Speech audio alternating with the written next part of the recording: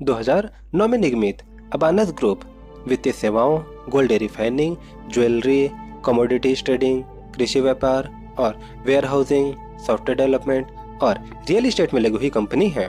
और इसी की एक डिवीजन है अबानस होल्डिंग लिमिटेड, जो कि वित्तीय सेवा शाखा का प्रतिनिधित्व करती है। अबानस होल्डिंग लिमिटेड एनबीएफसी सेवाएं, इक्विटी, कमोडिटी और विदेशी मुद्रा में वैश्विक संस्थागत व्यापार, निजी ग्राहक स्टॉक ब्रोकिंग, डिपॉजिटरी सेवाएं, संपत्ति प्रबंधन सेवाएं, निवेश सलाहकार सेवाएं, कॉर्पोरेट, संस्थागत और उच्च निवेश मूल्य वाले ग्राहकों को धन प्रबंधन सेवाएं प्रदान करता है। कंपनी का जो व्यवसाय है 2 भाग में विभाजित है। पहला है वित्त व्यवसाय। इसमें कंपनी एक आरबीआई पंजीकृत एनबीएफसी मतलब नॉन बैंकिंग फाइनेंस कॉर्पोरेशन संचालित करती है। दूसरा है एजेंसी व्यवसाय। इसमें company BSC, NSC, MSEI, MCX, NCDEX और आईसीईएक्स सहित भारत के सभी प्रमुख स्टॉक एक्सचेंजों में सदस्यता के साथ सेबी पंजीकृत स्टॉक और कमोडिटीज एक्सचेंज सेवा प्रदान करती है। पूंजी और अन्य व्यवसाय। पूंजी व्यवसाय में आंतरिक ट्रेजरी संचालन शामिल होते हैं, जो कि अतिरिक्त पूंजीगत निधियों का प्रबंधन करते हैं। कंपनी मुख्य रूप से एक होल्डिंग कंपनी है और अपने सभी व्यवसायों को अपने 17 सहायक कंपनियों, 3 प्रत्यक्ष सहायक कंपनियों और 14 अप्रत्यक्ष स्टेप डाउन सहायक कंपनियों के माध्यम से संचालित करते हैं। कंपनी के हांगकांग, यूके, यूएई, चीन, मॉरिशस, भारत सहित पूर्वी महाद्वीपों के 6 देशों में सक्रिय व्यवसाय हैं। कंपनी ने 31 अगस्त 2022 तक मात्र 100 कर्मचारियों की नियुक्ति की है। अब इसके कॉम्पिटिटर देखें तो इसमें अबानस होल्डिंग, जो कि हमारे यहाँ पास पहले चार्ट में दिख रहा है, उसके बाद एडलवाइज फाइनेंशियल सर्विसेज है, अगला है जियोजित फाइनेंशियल सर्विसेज और अगला चॉइस इंटरनेशनल। और साथ ही इस चार्ट में आप इनका बेसिक ईपीएस, एनएवी पर शेयर और पीई देख सकते हैं। आगे बढ़ते हैं और इस चार्ट में आप इनका वित्तीय स्थिति जो है वो देख सकते हैं। और वित्तीय स्थिति जानकारी देखने के बाद हम आगे बढ़ते हैं इनके आईपीओ के बारे में। तो अबानस होल्डिंग का जो आईपीओ का जो ओपन डेट है वो 12 को है और 15 दिसंबर को इसका जो आईपीओ है वो बंद हो जाएगा। और जो आईपीओ का प्राइस होने वाला है वो 256 से 270 रुपए पर शेयर के हिसाब से होगा। और जो लॉट का साइज है वो 55 शेयर का होगा और अलॉटमेंट है 20 तारीख को होगा। आईपीओ की जो लिस्टिंग है वो 23 दिसंबर को होगी। और इस आईपीओ के लिए आपको मिनिमम इन्वेस्टमेंट जो है 14,850 रुपए करनी होगी। वहीं जो मैक्सिमम इन्वेस्टमेंट है वो 1,93,050 रुपए खर्च करने होंगे। तो ये था दोस्तों एक डिटेल जानकारी अबानस होल्डिंग आईपीओ के बारे में। वीडियो कैसा लगा जरूर बताइए नीचे कमेंट करके। वीडियो अच्छा लगा हो तो अपने दोस्तों के साथ जरूर शेयर करिएगा और चैनल पर नए हैं तो सब्सक्राइब करके हमारे साथ जरूर जुड़िएगा। हम मिलते हैं आपसे अगले वीडियो में, तब तक के लिए प्रणाम।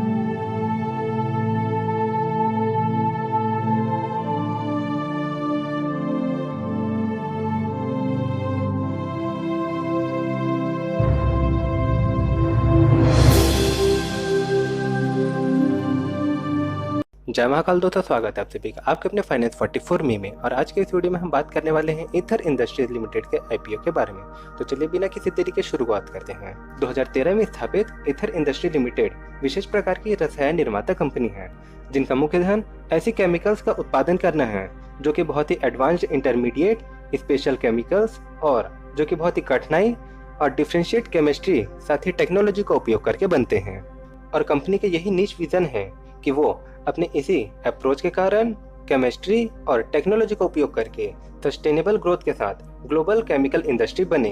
और अभी बता दूं कि ईथर इंडस्ट्रीज जो है देश की सबसे fastest growing speciality chemicals company है, जो कि फाइनेंशियल ईयर 19 और 21 के बीच में कंपाउंडेड एनुअल ग्रोथ 49.5% से ग्रोथ हुआ है। और कंपनी के पोर्टफोलियो में 22 प्रोडक्ट 30 सितंबर 2021 तक अवेलेबल थे और 30 सितंबर 2021 तक ही कंपनी के पास स्पेशलाइज्ड R&D टीम भी अवेलेबल थी, जिसमें 141 साइंटिस्ट और इंजीनियर शामिल हैं, जिसमें 81 साइंटिस्ट और 60 केमिकल इंजीनियर शामिल हैं। और बता दूं कि कंपनी की 2 मैन्युफैक्चरिंग साइट्स गुजरात में अवेलेबल है, जिसमें पहला जो है 3,500 स्क्वायर मीटर का और जो इनका दूसरा मैन्युफैक्चरिंग साइट है वो 10,500 स्क्वायर मीटर का है। साथ ही फाइनेंशियल ईयर 2022 के खत्म होने तक कंपनी के पास 2 नए और फैसिलिटीज लगाने का अप्रूवमेंट मिल चुका है।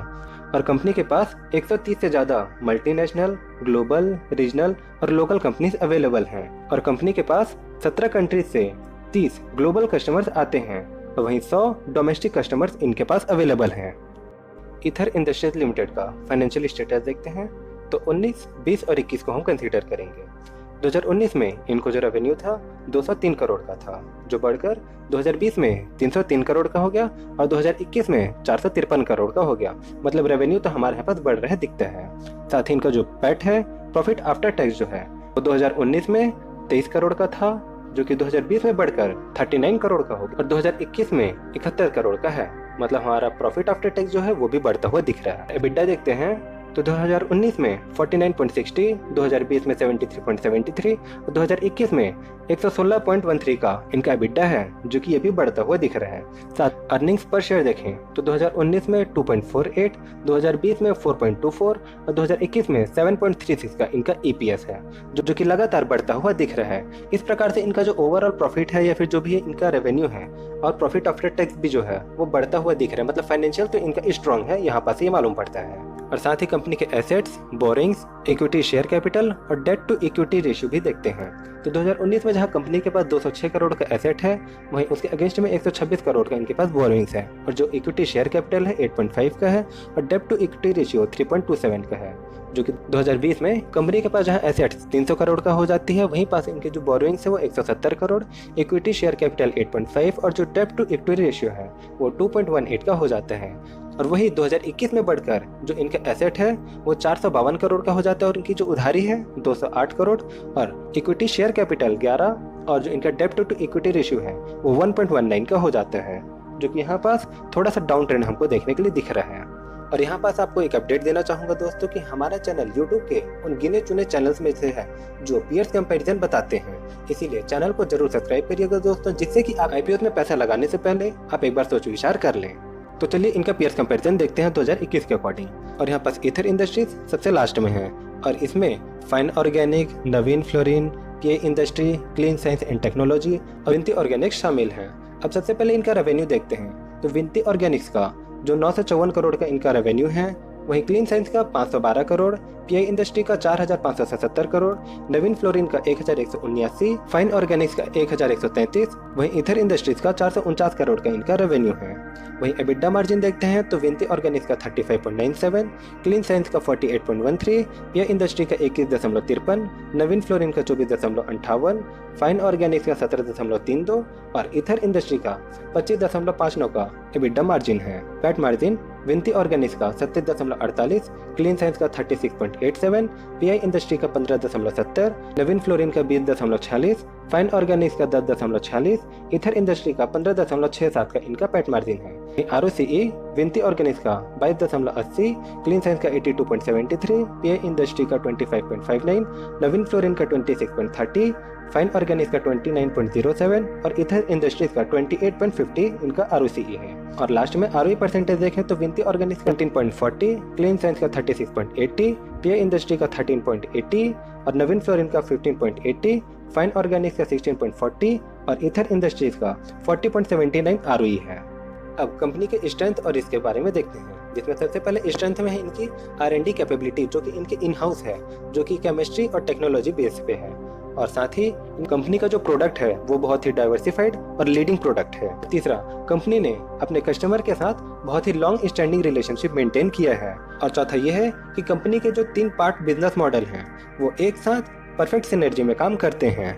और लास्ट में पांचवा कि इनका जो बिजनेस है वो सस्टेनेबिलिटी के साथ साथ क्वालिटी, इन्वायरमेंट, हेल्थ और सेफ्टी पर जोर देता है।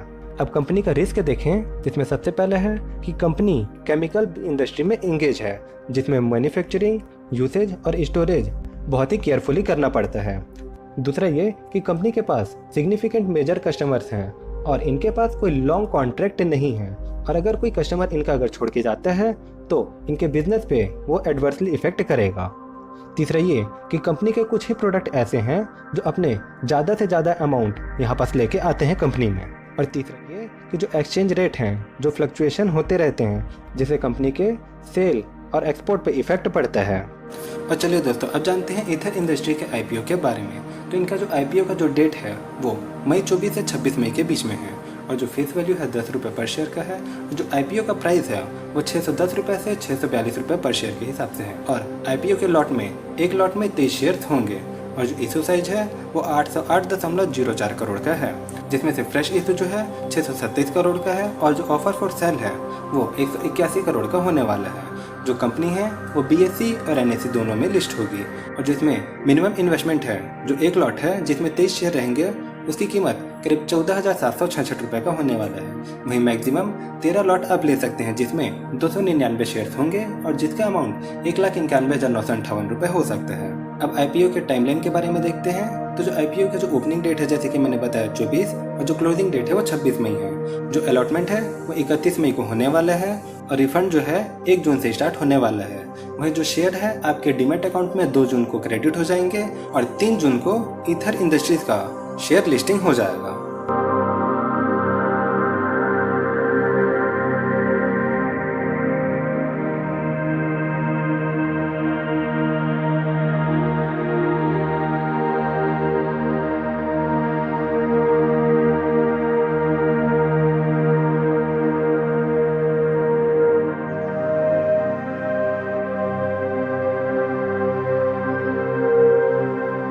ये था दोस्तों एक बहुत ही detail video Ether industries IPO के बारे में। कैसा लगा जरूर बताइएगा नीचे कमेंट करके। और जैसे कि मैंने स्टार्टिंग में बताया था दोस्तों कि हमारा जो चैनल है वो यूट्यूब के गिने चुने चैनल्स में है जिसमें आपको इतनी डिटेल्स की बात बताई जाती है। चैनल को सब्सक्राइब करके हमारे साथ जरूर जुड़िएगा और वीडियो को लाइक करके हमारा मोटिवेशन जरूर बढ़ाइएगा। हम मिलते हैं आपसे नेक्स्ट वीडियो में, तब तक के लिए जय Mahakal. Arcane chemical industries limited वित्त वर्ष 2021 में बोरमिन और औद्योगिक नमक का भारत का सबसे बड़ा निर्यातक है। कंपनी भारत में अग्रणी विशेषता समुद्री रासायनिक निर्माता है और दुनिया भर के ग्राहकों को बोरमिन, औद्योगिक नमक और पोटास के सल्फेट के उत्पादन और निर्यात पर केंद्रित है। आर्केन केमिकल इंडस्ट्रीज 31 देशों में 18 वैश्विक ग्राहकों और 24 घरेलू ग्राहकों को उत्पादों का व्यापार करती है। वित्तीय वर्ष 2021 में 2.7 मिलियन मेट्रिक टन निर्यात के साथ कंपनी भारत में औद्योगिक नमक की सबसे बड़ी निर्यातक थी। साथ ही कंपनी भारत में सल्फेट पोटास की एकमात्र निर्माता है। कंपनी का समुद्री रसायन व्यवसाय मुख्य रूप से भारत और अंतर्राष्ट्रीय स्तर पर व्यापार से व्यवसाय के आधार पर संचालित होता है। कंपनी के पास कच्छ के नमकीन क्षेत्रों से रण के उत्तरी किनारों पर स्थित गुजरात के हाजीपुर में स्थित बोरमिन औद्योगिक नमक और पोटास संचालन के सल्फेट के लिए एक एकीकृत उत्पादन सुविधा है। निर्यात के लिए प्रमुख भौगोलिक क्षेत्रों में चीन, जापान, दक्षिण कोरिया, कतर, बेल्जियम, नीदरलैंड शामिल हैं। कुछ प्रमुख ग्राहकों में सोजिटेज कॉरपोरेशन लिमिटेड शामिल हैं। इसके बाद Shandong Tianyi chemical corporation, Unibrom corporation, Wanhua chemicals और कतर विनियल कंपनी लिमिटेड शामिल हैं। आर्कियन द्वारा उत्पादित बोरमिन का उपयोग प्रमुख प्रारंभिक स्तर की सामग्री के रूप में किया जाता है, जिसमें फार्मा, एग्रोकेमिकल, जल उपचार, लॉ रेडिएटन, एडिटिव्स, तेल और गैस और ऊर्जा भंडारण क्षेत्रों में अनुप्रयोग होता है। औद्योगिक नमक रासायनिक उद्योगों में विभिन्न अन्य रसायनों और यौगिकों के उत्पादन के लिए उपयोग किए जाने वाले एक महत्वपूर्ण कच्चा माल है और पोटास के सल्फेट का उपयोग उर्वरक के रूप में किया जाता है और हाइपोकैलेमिया होने पर पोटेशियम की प्लाज्मा सांद्रता को कम करने के लिए चिकित्सा उपयोग भी होता है। और अब चलिए इस IPO की ताकत देखते हैं, मतलब इस कंपनी की ताकत देखते हैं। तो पहला है ब्रोमीन और औद्योगिक नमक में अग्रणी, विस्तार और विकास की स्थिति में है। अगला है विशेष समुद्री रसायनों उद्योगों में उच्च प्रवेश बाधाएं हैं। दूसरा, लागत दक्षता के साथ स्थापित बुनियादी ढांचा और एकीकृत उत्पादन क्षमता है। अगला, पर्यावरण और सुरक्षा पर ध्यान देना। अगला है वैश्विक ग्राहक आधार के साथ ब्रोमीन और औद्योगिक नमक का सबसे बड़ा भारतीय निर्यातक है। अगला है मजबूत और लगातार वित्तीय प्रदर्शन। इसके साथ ही अनुभवी प्रबंधन टीम और प्रमोटर और वित्तीय निवेशक और शेयरधारक हैं। कंपनी की कमजोरी भी देखते हैं। पहला है कोविड-19 जैसी कोई भी महामारी व्यापार, संचालन और वित्तीय स्थितियों पर प्रतिकूल प्रभाव डाल सकती है। दूसरा है विनिमय दर में उतार चढ़ाव व्यवसाय पर प्रतिकूल प्रभाव डाल सकते हैं। तीसरा, विभिन्न व्यावसायिक रणनीतियों को लागू करने में असमर्थता व्यवसाय पर प्रतिकूल प्रभाव डाल सकती है। और अब चलिए इनके कॉम्पिटिटर्स या फिर प्रतियोगी देखते हैं, जिसमें आर्केन केमिकल्स को देखें तो जो कि ये खुद है, इनका जो टोटल रेवेन्यू है 1142.43 करोड़ का था वहीं टाटा केमिकल्स का जो इनका रेवेन्यू है 1287.81 करोड़ का है।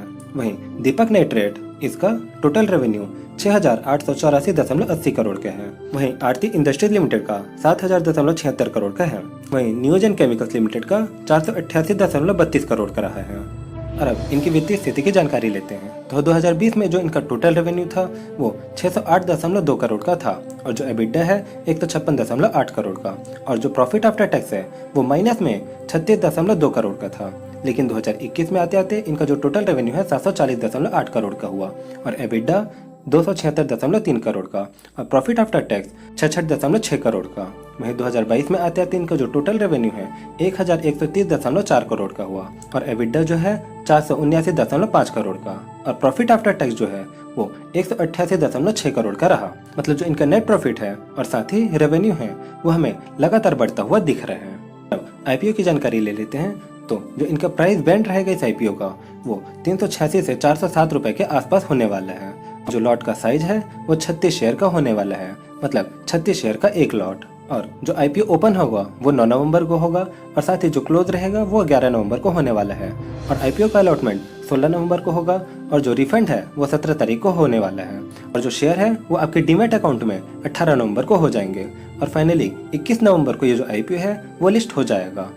ये था दोस्तों आर्केन केमिकल इंडस्ट्रीज लिमिटेड के आईपीओ के बारे में। वीडियो कैसा लगा जरूर बताइए नीचे कमेंट करके। और साथ ही हमने 5 स्टार बिजनेस फाइनेंस लिमिटेड के आईपीओ के बारे में भी डिटेल वीडियो बनाया है जिसे आप हमारे चैनल पर जाके देख सकते हैं। और बता दूं दोस्तों कि जो हमारा पुराना चैनल है फाइनेंस 44 मी का वो बंद हो चुका है किसी कारण से, इसीलिए आप उसी नाम से जो हमारा दूसरा चैनल है जिसका लिंक आपको डिस्क्रिप्शन में भी मिल जाएगा उसे आप जाके देख सकते हैं या फिर आप youtube/finance44me सर्च करेंगे तो वहाँ पास आपको हमारा जो नया चैनल है वो आ जाएगा। वहाँ पास से आप जाके उस वीडियो को देख सकते हैं। साथ ही सब्सक्राइब करके हमारे साथ जरूर जुड़िएगा। वीडियो अच्छा लगा तो लाइक करिएगा और अपने दोस्तों के साथ जरूर शेयर करिएगा। हम मिलते हैं आपसे अगले वीडियो में, तब तक के लिए प्रणाम।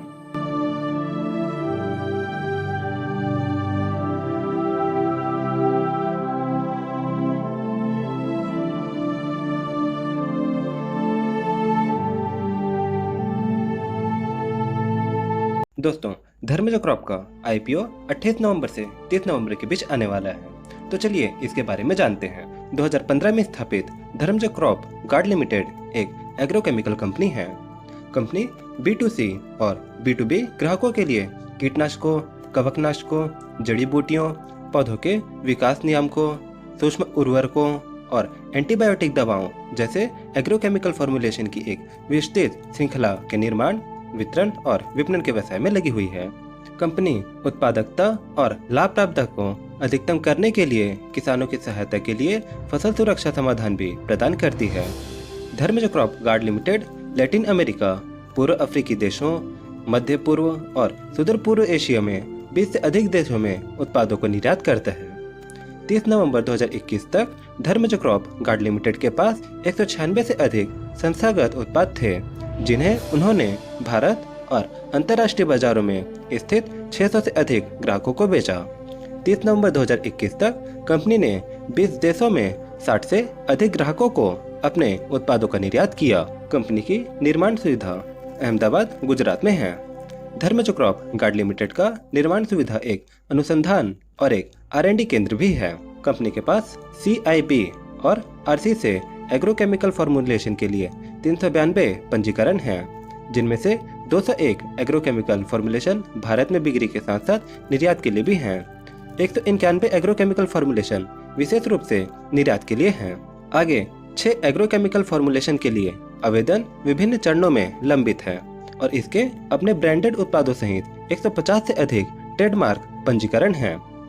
इसके प्रमुख ग्राहकों में Atul limited, Hiranba industries limited, innovative agritech private limited, मैगमनी industries limited, Bharat Rasayan limited, Oasis limited, united Insectech private limited और सादिक एग्रोकेमिकल्स कंपनी लिमिटेड शामिल हैं।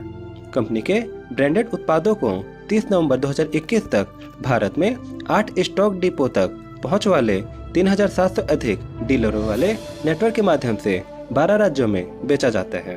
और अब चलिए कंपनी की ताकत देखते हैं या फिर एक पॉजिटिव वे देखते हैं कि हमें इसमें क्यों निवेश करना चाहिए। पहला, उत्पादों का विविध पोर्टफोलियो और गुणवत्ता और नवाचार पर लगातार ध्यान देना। दूसरा है नवाचार और स्थिरता पर ध्यान देने के साथ मजबूत R&D क्षमताएं हैं। तीसरा है मजबूत ब्रांडेड उत्पादों के साथ स्थापित वितरण नेटवर्क और अपने संस्थागत ग्राहकों के साथ स्थिर संबंध हैं। अब अगला जोखिम या फिर एक नेगेटिव वे देखते हैं कि हम इसमें से निवेश करने से क्यों बच सकते हैं। पहला है आवश्यक पंजीकरण सफलतापूर्वक प्राप्त करने में विफलता या वैधानिक और नियामक परमिट और संचालन के लिए आवश्यक अनुमोदन बनाए रखने में विफलता व्यापार और निर्माण सुविधा संचालन को प्रभावित करेगी। दूसरा, ग्राहकों द्वारा निर्धारित गुणवत्ता मानकों, तकनीकी विशिष्टताओं, नियमित परीक्षण और ऑडिट का प्लान करने में विफलता से ऐसे ग्राहकों को व्यवसाय में नुकसान हो सकता है। तीसरा, कंपनी आमतौर पर अपने अधिकांश ग्राहकों के साथ दीर्घकालिक समझौते नहीं करती है। चौथा, ग्राहकों की मांगों को पूरा करने के लिए विकसित उद्योग प्रवृत्ति, तकनीकी प्रगति और ग्राहक वरीयताओं को पहचानने और समझने में असमर्थता और नए उत्पादों का विकास शामिल है।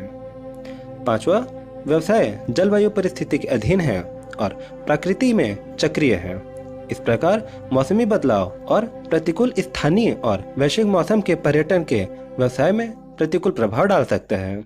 छठवां है, यदि कंपनी स्थानीय या विश्व स्तर पर सरकारों द्वारा निर्धारित मानक मानदंडों को पूरा करने में विफल रहती है तो उत्पादों पर प्रतिबंध लगाने या निलंबित होने या महत्वपूर्ण अनुपालन लागतों के अधीन होने का जोखिम होता है। और अब चलिए इसका वित्तीय स्थिति देखते हैं। तो 2020 में जो इनका टोटल रेवेन्यू था 198.2 करोड़ का था। वहीं जो इनका एबिटा है 18.6 करोड़ का। वहीं जो प्रॉफिट आफ्टर टैक्स है या जो नेट प्रॉफिट रहा वो 10.8 करोड़ का था। वहीं फाइनेंशियल ईयर 21 में जो इनका रेवेन्यू है वो 302.4 करोड़ का हुआ और एबिटा 32 करोड़ का। और फाइनेंशियल ईयर 21 में जो इनका नेट प्रॉफिट रहा वो 21 करोड़ का था। फाइनेंशियल ईयर 2022 आते आते इनका जो रेवेन्यू है 394.2 करोड़ का हुआ और एबिटा 46.2 करोड़ का और जो प्रॉफिट आफ्टर टैक्स है वो 28.7 करोड़ का रहा। अब इनके प्रतिस्पर्धी देखते हैं तो इसमें रेलिस इंडिया शामिल है, इंडिया पेस्टिसाइड शामिल है, Punjab chemicals and crop protection शामिल है, भारत रसायन, एस्टेक लाइफ साइंस और हरबंदा इंडस्ट्री शामिल है। वहीं आप इस स्क्रीन पे इनका जो टोटल रेवेन्यू है वो देख सकते हैं। साथ इनका जो बेसिक EPS है वो भी यहाँ पास आप देख सकते हैं और इनका NAV पर शेयर जो रहेगा वो भी आप यहाँ पास देख सकते हैं। बाकी अब हम जानते हैं IPO के बारे में। तो ये जो IPO है वो 28 नवंबर को खुलेगा और 30 नवंबर को ये बंद होगा और जो प्राइस रहने वाला है वो 216 से 237 रुपये पर शेयर के हिसाब से होने वाला है। और जो लॉट का साइज है वो 60 शेयर का होगा, मतलब 60 शेयर का एक लॉट। बेसिक का जो अलॉटमेंट है वो 5 दिसंबर को होगा और जो रिफंड है वो 6 दिसंबर को शुरू होगा और 6 दिसंबर को ही जो शेयर है वो आपके डीमेट अकाउंट में आ जाएगा और फाइनली 8 तारीख को ये जो शेयर है वो लिस्ट हो जाएगा। अब मिनिमम इन्वेस्टमेंट देखें तो जो एक लॉट है वो 60 शेयर का होने वाला है, तो इसके लिए आप 14,220 रुपये मिनिमम इन्वेस्टमेंट होगा। वहीं मैक्सिमम इन्वेस्टमेंट अब इसमें 14 लॉट ले सकते हैं जो कि 840 शेयर होंगे और इसके लिए आप 1,99,080 रुपये खर्च करेंगे। तो ये था दोस्तों एक डिटेल वीडियो DCGL कंपनी के बारे में। वीडियो कैसा लगा जरूर बताइएगा नीचे कमेंट करके और अच्छा लगा तो जरूर लाइक करिएगा और अपने दोस्तों के साथ जरूर शेयर करिएगा। चैनल पर नए हैं तो सब्सक्राइब करके हमारे साथ जरूर जुड़िएगा। हम मिलते हैं आपसे अगले डिटेल वीडियो में, तब तक के लिए प्रणाम।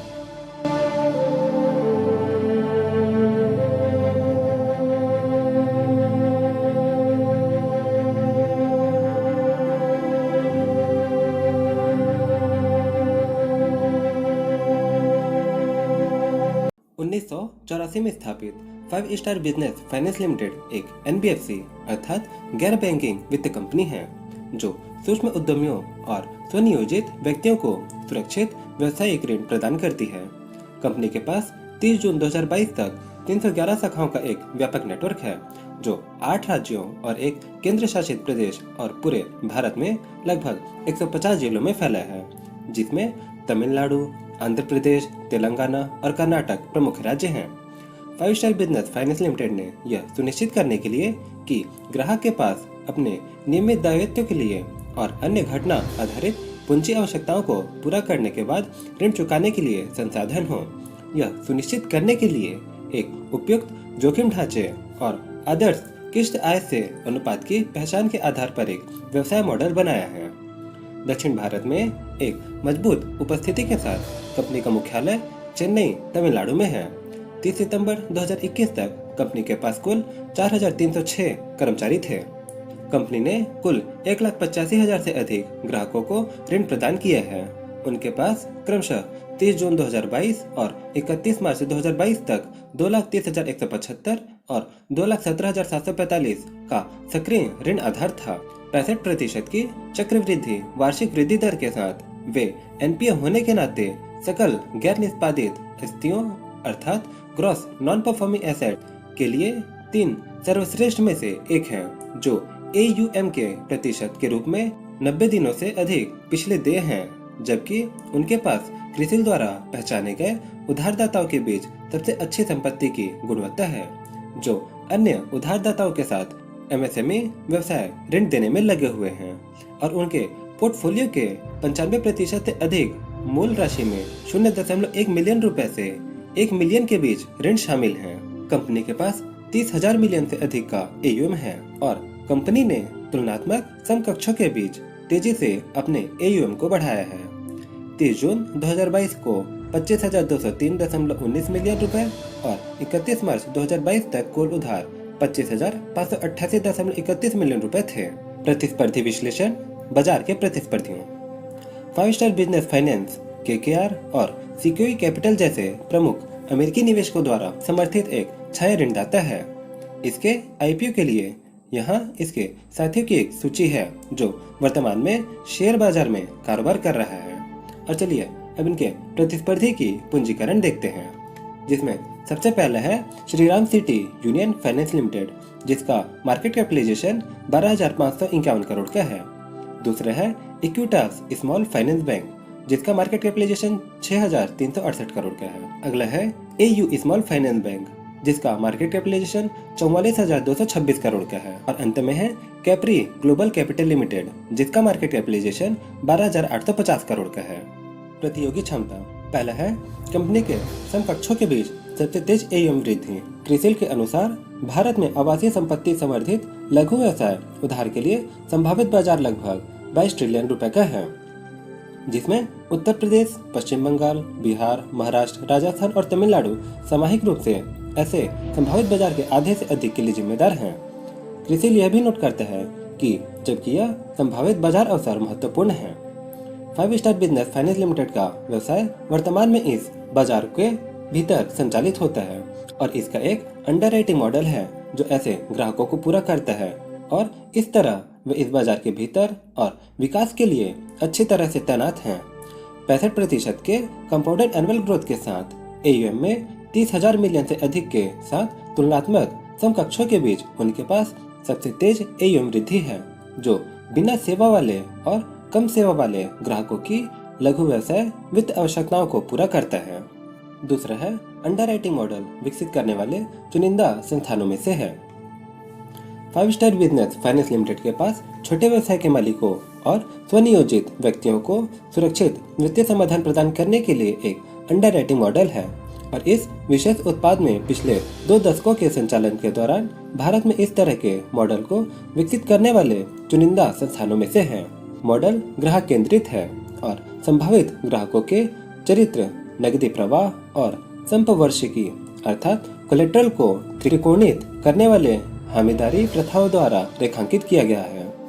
यह पद्धति सुनिश्चित करती है कि वे आय के पारंपरिक दस्तावेजी प्रमाणों के अभाव के बावजूद ग्राहक की ऋण चुकाने की इच्छा और क्षमता दोनों का मूल्यांकन करने में सक्षम हैं। इसने उन्हें क्रेडिट जोखिम को कम करने और अपनी संपत्ति की गुणवत्ता बनाए रखते हुए नए ऋणों को सफलतापूर्वक अंडरराइट करने में सक्षम बनाया है। अगला है मजबूत ऑन ग्राउंड संग्रह बुनियादी ढांचा। 5 स्टार बिजनेस फाइनेंस लिमिटेड एक अंडरराइटिंग मॉडल उपयुक्त ग्राहकों को शामिल करने में योगदान देता है। उन्होंने यह सुनिश्चित करने के लिए एक मजबूत ऑन ग्राउंड संग्रह बुनियादी ढांचा भी बनाया है कि कंपनी उच्च संपत्ति गुणवत्ता बनाए रखे। उनके कई ग्राहकों ने पहले साहूकार या ऐसे असंगठित उधारदाताओं से उधार लिया है और हालांकि उन्होंने नियमित मासिक किस्तों की सेवा में मालूमी देरी रखी है और ऐसे में वे जानते हैं कि लोन डिफॉल्ट नहीं है। ऐसी परिस्थितियों में चूक करने को रोकने के लिए वे जिस प्रमुख तंत्र का प्रयोग करते हैं वह एक मजबूत संग्रह बुनियादी ढांचे को बनाए रखना है, जो उधारकर्ता के ऋण और पुनर्भुगतान अनुशासन को बरकरार रखने के लिए डिजाइन किया गया है। अगला है नए अविकसित भौगोलिक क्षेत्रों में सफलतापूर्वक विस्तार करने की क्षमता। क्रिसिल की रिपोर्ट के अनुसार लगभग 70 मिलियन एमएसएमईज में से 15% से कम के पास किसी भी रूप में औपचारिक ऋण तक पहुंच है और ऐतिहासिक रूप से पारंपरिक संस्थानों को बाधित करने वाली सेवाओं को भौतिक रूप से वितरित करने के लिए उच्च जोखिम और निषेधात्मक लागत की धारणा है। कम सेवा वाले या असेवित एमएसएमईज छोटे व्यवसाय के मालिकों और स्वनियोजित व्यक्तियों को ऋण प्रदान करने की क्षमता। नतीजतन ऐसे उधारकर्ता या तो स्व वित्त पोषित हैं या असंगठित क्षेत्र से ऋण लेते हैं और इस तरह यह अपेक्षाकृत अप्रयुक्त बाजार उनके जैसे वित्तीय संस्थानों के लिए भारी विकास क्षमता प्रदान करता है। चेन्नई स्थित एनबीएफसी के रूप में शुरुआत के बाद से उन्होंने अपने स्थानीय बाजार से आगे बढ़ने की अपनी क्षमता का प्रदर्शन किया। पहला विकास चरण फाइनेंशियल ईयर 2010 और 2015 के बीच था, जहां वे चेन्नई के 6 शाखाओं से बढ़कर पूरे तमिलनाडु में 39 शाखाएं हो गई। वित्त वर्ष 2015 से 2018 के बीच उन्होंने आंध्र प्रदेश, तेलंगाना और कर्नाटक राज्यों में विस्तार करना शुरू कर दिया और इस अवधि के दौरान 3 शाखाओं से बढ़कर 72 शाखाओं तक पहुंच गए और तब से आंध्र प्रदेश, तेलंगाना और कर्नाटक में करीब 139 शाखाओं तक विस्तार किया। उन्होंने उन भौगोलिक क्षेत्रों में स्नेहित विस्तार की एक कैलिब्रेटेड रणनीति अपनाई। अगला है 100% इन हाउस फाइनेंस सोर्सिंग, व्यापक क्रेडिट आकलन और मजबूत जोखिम प्रबंधन। 5 स्टार फाइनेंस लिमिटेड की 100% इन हाउस सोर्सिंग, व्यापक क्रेडिट मूल्यांकन और मजबूत जोखिम प्रबंधन और संग्रह ढांचा उन्हें अपने संचालन में निहित जोखिम की पहचान करने, निगरानी और प्रबंधन करने की अनुमति देता है। संपत्ति की गुणवत्ता बनाए रखते हुए मुख्य रूप से छोटे व्यवसाय के मालिकों और स्वनियोजित ग्राहकों के लिए खान पान के लिए पारंपरिक आय प्रमाण के अभाव में एक विशेष कौशल की आवश्यकता होती है, जैसे कि इन उधारकर्ताओं को उधार उनकी आय और विभिन्न तरीकों के माध्यम से नकदी प्रवाह के आकलन पर आधारित होता है। सबसे पहले वे सुनिश्चित करते हैं कि उनके सभी ऋण इन हाउस हैं या तो उनके शाखा नेतृत्व वाले स्थानीय विपणन प्रयासों के माध्यम से, जैसे डोर टू डोर या विशिष्ट रेफरल मार्केटिंग, या फिर दोहराने वाले ग्राहक या फिर वॉक इन के माध्यम से। इसके अलावा चूंकि उनके ग्राहक अपने स्वयं के अधिकारियों द्वारा शामिल होते हैं न कि किसी तीसरे पक्ष के बिक्री एजेंट द्वारा, वे अपने पूरे पोर्टफोलियो में ग्राहकों की कम मंथन दर का अनुभव करते हैं। उनके जोखिम प्रबंधन ढांचे में तिमाही आधार पर कॉर्पोरेट स्तर पर किए गए आंतरिक ऑडिट का एक व्यापक ऑडिट तंत्र, नियमित शाखा स्तर पर ऑडिट और प्रबंधन ऑडिट शामिल हैं, जो विशिष्ट जोखिम आधारित असाइनमेंट को कवर करते हैं। उन्होंने वर्तमान और उभरते जोखिमों की समीक्षा और पहचान करने, जोखिम मूल्यांकन और माप प्रणाली विकसित करने और जोखिम प्रबंधन और जोखिम सहनशीलता सीमा की विकसित करने के लिए नीतियों, प्रथाओं और अन्य नियंत्रण तंत्र स्थापित करने, अनुमोदित जोखिम सहनशीलता सीमाओं और रिपोर्ट के खिलाफ स्थिति की निगरानी करने के लिए एक जोखिम प्रबंधन समिति की स्थापना की है। और अब 5 स्टार की कमजोरी देखते हैं। पहला, कंपनी के पास नकारात्मक नकदी प्रवाह रहा है और अतीत से नुकसान हुआ जो कि भविष्य में भी जारी रह सकता है। अगला, क्रेडिट रेटिंग में किसी तरह की गिरावट से उधार लेने की लागत बढ़ सकती है और कंपनी की वित्तीय पोषण प्राप्त करने की क्षमता प्रभावित हो सकती है और उनके व्यवसाय पर प्रतिकूल प्रभाव पड़ सकता है। अगला है, अर्ध शहरी और ग्रामीण बाजारों में परिचालन में अतिरिक्त खर्च करना पड़ सकता है, जहां बुनियादी ढांचा सीमित हो सकता है। अगला और आखिरी, ब्याज दरों में उतार चढ़ाव कंपनी के उधार और ट्रेजरी संचालन को गंभीर रूप से प्रभावित करता है। अब चलिए इनकी थोड़ी वित्तीय जानकारी ले लेते हैं। तो यहाँ पर जो इनका जो टोटल एसेट है वो 31 मार्च 2020 में 4,353.15 करोड़ का था और जो टोटल रेवेन्यू रहा वो 787.35 करोड़ का, और जो प्रॉफिट आफ्टर टैक्स है या नेट प्रॉफिट है 261.95 करोड़ का, और जो नेट वर्थ थी उस समय 1,944.58 करोड़ की, और जो टोटल बोरिंग्स थी इनकी 2,363.69 करोड़ की। वहीं 31 मार्च 2021 में जो इनकी टोटल एसेट है 5,793.61 करोड़ की, और जो टोटल रेवेन्यू है 1,051.26 करोड़ का, प्रॉफिट आफ्टर टैक्स रहा वो 358.99 करोड़ का, और नेटवर्थ जो है 2318.17 करोड़ का और टोटल बोरोइंग्स 3425.2 करोड़ की। और इस साल 31 मार्च 2022 का जो इनका टोटल एसेट है 6343.07 करोड़ का और जो टोटल रेवेन्यू है 1256.17 करोड़ और जो नेट प्रॉफिट है 453.54 करोड़ का रहा और नेटवर्थ जो है 3710.35 करोड़ और जो टोटल बोरोइंग्स है 2558.83 करोड़ का। अब चलिए इनके आईपीओ के बारे में जान लेते हैं। तो इसका जो प्राइस रहेगा वो 450 रुपये से 474 रुपये पर शेयर के बीच में रहने वाला है और जो लॉट का साइज है वो 31 शेयर का होने वाला है, मतलब 31 शेयर का एक लॉट और लॉट में ही आप इसे खरीद सकते हैं। इसका जो ओपनिंग डेट है 9 नवंबर 2022 का है और जो क्लोजिंग है 11 नवंबर को होगा और जो अलॉटमेंट है 16 नवंबर को हो जाएगा और जो इनका रिफंड है वो 17 नवंबर तक होगा और जो शेयर है आपके डीमेट अकाउंट में 18 नवंबर को आ जाएंगे और फाइनली 21 नवंबर को ये जो शेयर है लिस्ट हो जाएगा। और मिनिमम देख लेते हैं कि आपको इसमें कितना इन्वेस्ट करना होगा। तो रिटेल या फिर मिनिमम इसमें आप 31 शेयर एक लॉट का ले सकते हैं जिसके लिए आपको 14,694 रुपये मिनिमम इन्वेस्ट करने होंगे और मैक्सिमम वहीं आप इसमें 13 लॉट ले सकते हैं जिसमें 403 शेयर होंगे और इसके लिए आपको 1,91,022 रुपये देना होगा।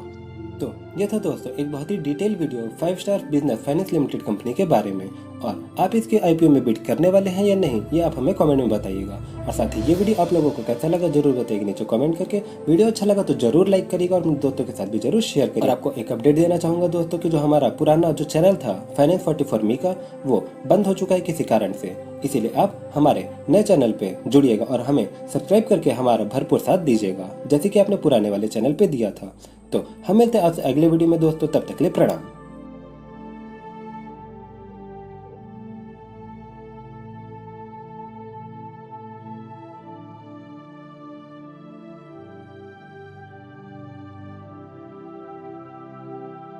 दो 2012 में स्थापित INOX green energy services limited Bharat के भीतर प्रमुख पवन ऊर्जा संचालन और रखरखाव अर्थात ऑपरेशन एंड मैनेजमेंट O&M सेवा प्रदाताओं में से एक है। कंपनी आइनॉक्स विंड लिमिटेड की एक सहायक कंपनी है जो नेशनल स्टॉक एक्सचेंज NSE और BSE दोनों में सूचीबद्ध है और आइनॉक्स GFL समूह की कंपनियों का हिस्सा है।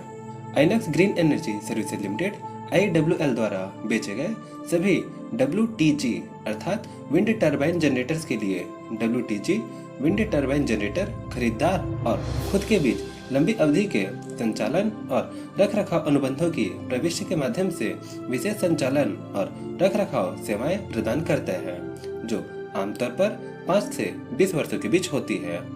विंड टरबाइन जनरेटर्स की आपूर्ति करके टर्नकी समाधान प्रदान करती है और पवन समाधान, मूल्यांकन और साइट अधिग्रहण, बुनियादी ढांचे के विकास सहित विभिन्न सेवाओं की पेशकश करती है। WTG का EPC और कंपनी के माध्यम से पवन ऊर्जा परियोजनाओं के लिए दीर्घकालिक ऑपरेशन एंड मैनेजमेंट सेवाएं प्रदान करना है। 31 मार्च 2022 तक कंपनी के पास 393 कर्मचारियों की एक टीम है जिसमें विंड टरबाइन जनरेटर्स के संचालन और रखरखाव और आमतौर पर पवन उद्योग में व्यापक अनुभव वाले प्रबंधक शामिल हैं। कंपनी की गुजरात, राजस्थान, महाराष्ट्र, मध्य प्रदेश, कर्नाटक, आंध्र प्रदेश, केरल और तमिलनाडु में मौजूदगी है। कंपनी के ऑपरेशन एंड मैनेजमेंट अर्थात संचालन और रखरखाव सेवाओं के पोर्टफोलियो में कुल 2750 मेगावाट पवन क्षमता और 1375 WTG विंड टरबाइन जनरेटर शामिल थे। इसमें गुजरात के महिदाल, रुजमल, सताला, सावरकुंडला और दयापार में विभिन्न ग्राहकों के लिए 1178 मेगावाट की कुल क्षमता है। मध्य प्रदेश के कुकरू, निपनिया, जावरा और लाहौरी में विभिन्न ग्राहकों के लिए कुल 632 मेगावाट। राजस्थान के डांगरी में विभिन्न ग्राहकों के लिए कुल क्षमता 560 मेगावाट शामिल है और महाराष्ट्र के वासपेट, भेंदेवाड़े और दक्षिण पूर्व में विभिन्न ग्राहकों के लिए कुल 196 मेगावाट की क्षमता शामिल है। कंपनी का कुल राजस्व निरंतर संचालन यानी कि O&M कारोबार से क्रमशः वित्त वर्ष 2022 में 1781.66 मिलियन और 2021 में 1722.48 मिलियन रुपए और 2022 1653.15 मिलियन रुपए था। ताकत देखते हैं तो पहला है मजबूत और विविध मौजूदा पोर्टफोलियो आधार, दूसरा है उच्च क्रेडिट गुणवत्ता वाले प्रतिपक्षकारों के साथ दीर्घकालिक O&M अनुबंधों द्वारा समर्थित विश्वसनीय नकदी प्रवाह, तीसरा है आपूर्ति श्रृंखला स्थापित की गई, चौथा है हमारी मूल कंपनी IWL द्वारा समर्थित और प्रचारित होता है। इसी के साथ जोखिम भी देख लेते हैं। तो पहला है पूरी तरह से आइनॉक्स विंड मिल लिमिटेड पर निर्भर है और ये प्रतिकूल रूप से प्रभावित कर सकता है। दूसरा, प्रौद्योगिकी विफलता या प्रगति संचालन को बाधित कर सकती है। सेवाओं की मांग मुख्य रूप से बिजली की मांग पर निर्भर है। चौथा है पुर्जों और घटकों के लिए बाहरी आपूर्तिकर्ताओं पर निर्भर। पांचवा और आखिरी, इसके द्वारा प्रदान की जाने वाली सेवा में किसी भी कमी के मामले में O&M अनुबंधों के तहत दंड और अन्य देनदारियों के लिए उत्तरदायी हो सकता है। और चलिए इनकी वित्तीय स्थिति देखते हैं। तो 2020 में जो इनकी टोटल एसेट थी वो 2339.86 करोड़ की थी और जो टोटल रेवेन्यू है 172.16 करोड़ का और प्रॉफिट आफ्टर टैक्स जो है 1.68 करोड़ का रहा और जो नेटवर्थ है 96.54 करोड़ का और जो टोटल बोरिंग्स थी वो 184.92 करोड़ की। वहीं 31 मार्च 2021 में इनका जो टोटल एसेट है 2692.8 करोड़ का हुआ और टोटल रेवेन्यू 186.29 करोड़ का। वहीं प्रॉफिट आफ्टर टैक्स जो है माइनस में 27.73 करोड़ के रहे और नेटवर्थ जो है 42.96 करोड़ का और जो टोटल बोरिंग्स है वो 1411.02 करोड़ का हुआ। और अभी 31 मार्च 2022 को जो इनका टोटल एसेट है 2120.65 मिलियन का रहा और जो इनका टोटल रेवेन्यू है 190.23 करोड़ का और प्रॉफिट आफ्टर टैक्स या फिर नेट प्रॉफिट जो माइनस में 4.95 करोड़ का रहा और नेटवर्थ 806.63 करोड़ का और टोटल बोरिंग्स 904.17 करोड़ का रहा। और चलिए फटाफट इसके IPO के बारे में जानकारी ले लेते हैं। तो इस IPO का जो ओपनिंग है 11 नवंबर को होने वाला है और जो क्लोजिंग रहेगा वो 15 नवंबर को होगा और IPO का जो साइज है वो 740 करोड़ का होने वाला है और प्राइस बैंड जो है वो 61 से 65 रुपये पर शेयर के हिसाब से इनका जो प्राइस बैंड है वो होने वाला है और इशू का जो साइज है 740 करोड़ का है जैसे कि मैंने बताया। और यहाँ पास जो हमारी मिनिमम इन्वेस्टमेंट है और मैक्सिमम है वो भी देखते हैं। तो यहाँ पास हमारा जो मिनिमम इन्वेस्टमेंट है वो 14,950 रुपये का होगा और एक लॉट में करीब करीब 230 शेयर होने वाले हैं और मैक्सिमम आप 13 लॉट खरीद सकते हैं जिसमें 2,990 शेयर्स होंगे और इसके लिए आपको 1,94,350 रुपये खर्च करने होंगे। और साथ ही आगे की जानकारी ले लेते हैं। तो इनका जो अलॉटमेंट है जो IPO का वो 18 नवंबर को होगा और जो रिफंड है 21 नवंबर को होने वाला है और आपके डीमैट अकाउंट में जो शेयर है वो 22 नवंबर को आ जाएगा और फाइनली 23 नवंबर को ये जो कंपनी है वो शेयर मार्केट में लिस्ट हो जाएगी। तो ये थी दोस्तों एक detail video INOX green energy services limited company के बारे में जिसका IPO आने वाला है। तो ये वीडियो कैसा लगा जरूर बताइए नीचे कमेंट करके। वीडियो अच्छा लगा तो जरूर लाइक करिएगा, अपने दोस्तों के साथ जरूर शेयर करिएगा। साथ ही चैनल पर नए हैं तो सब्सक्राइब करके हमारे साथ जरूर जुड़िएगा क्योंकि हम आपके लिए ऐसे ही डिटेल वीडियो लेके आते रहते हैं। और हम मिलते हैं अब आपसे अगले वीडियो में, तब तक के लिए प्रणाम।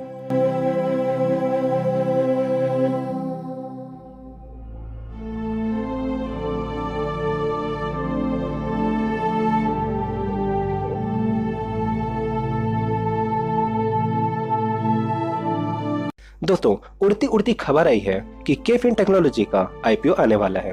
तो देर किस बात करते हैं, इस उड़ती खबर को पकड़ते हैं और जानते हैं केफिन टेक्नोलॉजी के IPO के बारे में। 2017 में स्थापित केफिन टेक्नोलॉजीज भारत में एक अग्रणी प्रौद्योगिकी संचालित वित्तीय सेवा मंच अर्थात leading technology driven financial service platform है जो कैपिटल मार्केट इकोसिस्टम के लिए व्यापक सेवाएं और समाधान प्रदान करता है जिसमें संपत्ति प्रबंधकों और संपत्ति वर्गों में कॉर्पोरेट जारीकर्ता शामिल हैं। साथ ही कंपनी मलेशिया, फिलीपींस और हांगकांग में कई निवेशक समाधान शामिल हैं। फिलीपींस और हांगकांग में 3 ग्राहकों के अलावा फर्म के 60 में से मलेशिया में 16 AMC ग्राहक भी हैं। म्यूचुअल फंड और निजी सेवानिवृत्ति योजनाओं के लिए लेन देन की उत्पत्ति और प्रसंस्करण सहित सेवित AMC ग्राहकों की संख्या के आधार पर वे या फिर केफिन टेक्नोलॉजीज भारतीय म्यूचुअल फंडों के लिए भारत के सबसे बड़े निवेशक समाधान आपूर्तिकर्ता हैं। वे भारत के 42 एएमसी में से 25 को सेवा प्रदान करते हैं। एएमसी ग्राहकों की संख्या के आधार पर बाजार का 60% हिस्सा है। इसके अलावा इन्होंने 2 नए एएमसी पर हस्ताक्षर किए हैं, जिनका 2022 तक संचालन शुरू होना भी बाकी है। वे फंड अकाउंटिंग पर भारत में 6 एएमसी को सेवा भी देते हैं, जिनमें से 3 भारत में निवेशक समाधान के लिए अच्छे से स्थापित एएमसी हैं। यह भारत में 157 एसेट मैनेजरों के 270 फंडों को सेवा प्रदान करते हैं, जो IAF, इसका फुल फॉर्म होता है अल्टरनेट इन्वेस्टमेंट फंड, की संख्या के आधार पर 32% बाजार हिस्सेदारी का प्रतिनिधित्व करता है। केफिन राष्ट्रीय पेंशन प्रणाली NPS के लिए 2 operating central record keeping agency मतलब कि CRA में से एक है।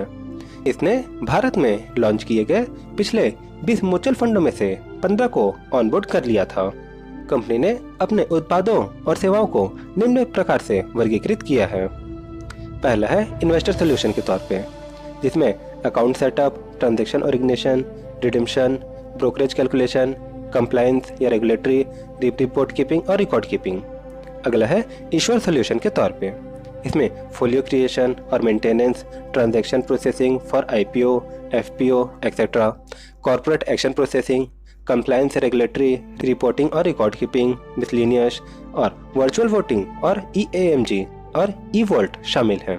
तीसरा है global business domestic mutual fund services. इसमें mortgage services, legal services, transfer agency, finance और अकाउंटिंग शामिल है। कंपनी की ताकत देखते हैं तो पहला है विकास और बाजार नेतृत्व के मजबूत ट्रैक रिकॉर्ड के साथ स्केल्ड प्लेटफॉर्म। दूसरा diversified multi asset servicing platform, Bharat और दक्षिण पूर्व एशिया के बड़े बाजारों में मजबूत विकास से लाभान्वित होने के लिए अच्छी स्थिति में है। तीसरा है घर में विकसित प्रौद्योगिकी समाधानों द्वारा सक्षम व्यापक एंड टू एंड समाधान प्रदान करने वाली अद्वितीय प्लेटफॉर्म एज अ सर्विस व्यवसाय मॉडल है। चौथा है आवर्ती राजस्व मॉडल, उच्च परिचालन उत्तोलन, लाभप्रदता और नकदी सृजन के साथ एसेट लाइट बिजनेस मॉडल है। जोखिम देखते हैं तो पहला, सूचना प्रौद्योगिकी प्रणालियों में महत्वपूर्ण व्यवधान या डेटा सुरक्षा का उल्लंघन व्यवसाय और प्रतिष्ठा पर प्रतिकूल प्रभाव डाल सकता है। दूसरा, यह राजस्व का एक महत्वपूर्ण हिस्सा कुछ ग्राहकों से प्राप्त होता है और ऐसा एक या अधिक ग्राहकों के नुकसान या जाने से व्यवसाय और संभावनाओं पर प्रतिकूल प्रभाव डाल सकते हैं। तीसरा है फर्म से जुड़ी कानूनी कार्रवाई बाकी है।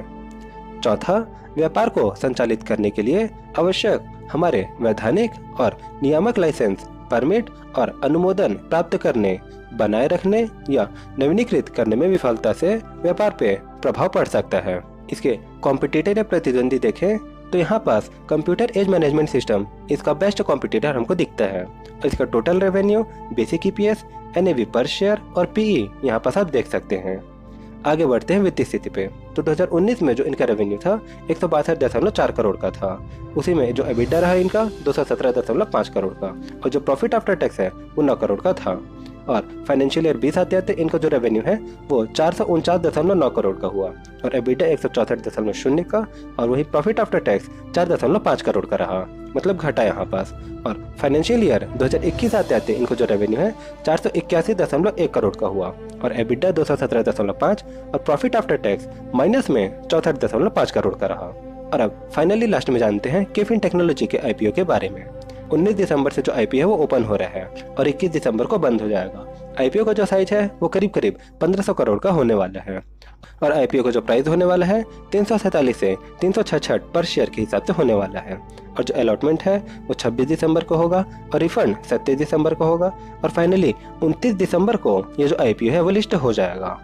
मिनिमम इन्वेस्टमेंट देखते हैं तो इसमें एक लॉट का आपको 40 शेयर मिलेगा, जिसके लिए आपको 14,640 रुपए के आसपास खर्च करने होंगे। वहीं मैक्सिमम इन्वेस्टमेंट जो रहेगा आपका 13 लॉट का रहेगा, जिसमें 520 शेयर मिलेंगे और उसके लिए आपको 1,90,320 रुपए के आसपास खर्च करना होगा। तो ये था दोस्तों केफिन टेक्नोलॉजी के IPO के बारे में एक डिटेल वीडियो। इसमें आपको बीट करना है या नहीं ये आपके ऊपर डिपेंड करता है दोस्तों, क्योंकि मैंने अपना जो व्यू है जो कंपनी के बारे में है वो मैं आपको बता दिया। अब इन्वेस्ट करना है या नहीं ये आपके ऊपर है। और वीडियो आप लोगों को कैसा लगा जरूर बताइएगा नीचे कमेंट करके, और चैनल पर नहीं तो सब्सक्राइब करिएगा और अपने दोस्तों से जरूर सब्सक्राइब करवाइएगा, जिससे कि उन्हें भी शेयर मार्केट के बारे में जानकारी मिलती रहे। और हम मिलते हैं आपसे अगले वीडियो में, तब तक के लिए प्रणाम।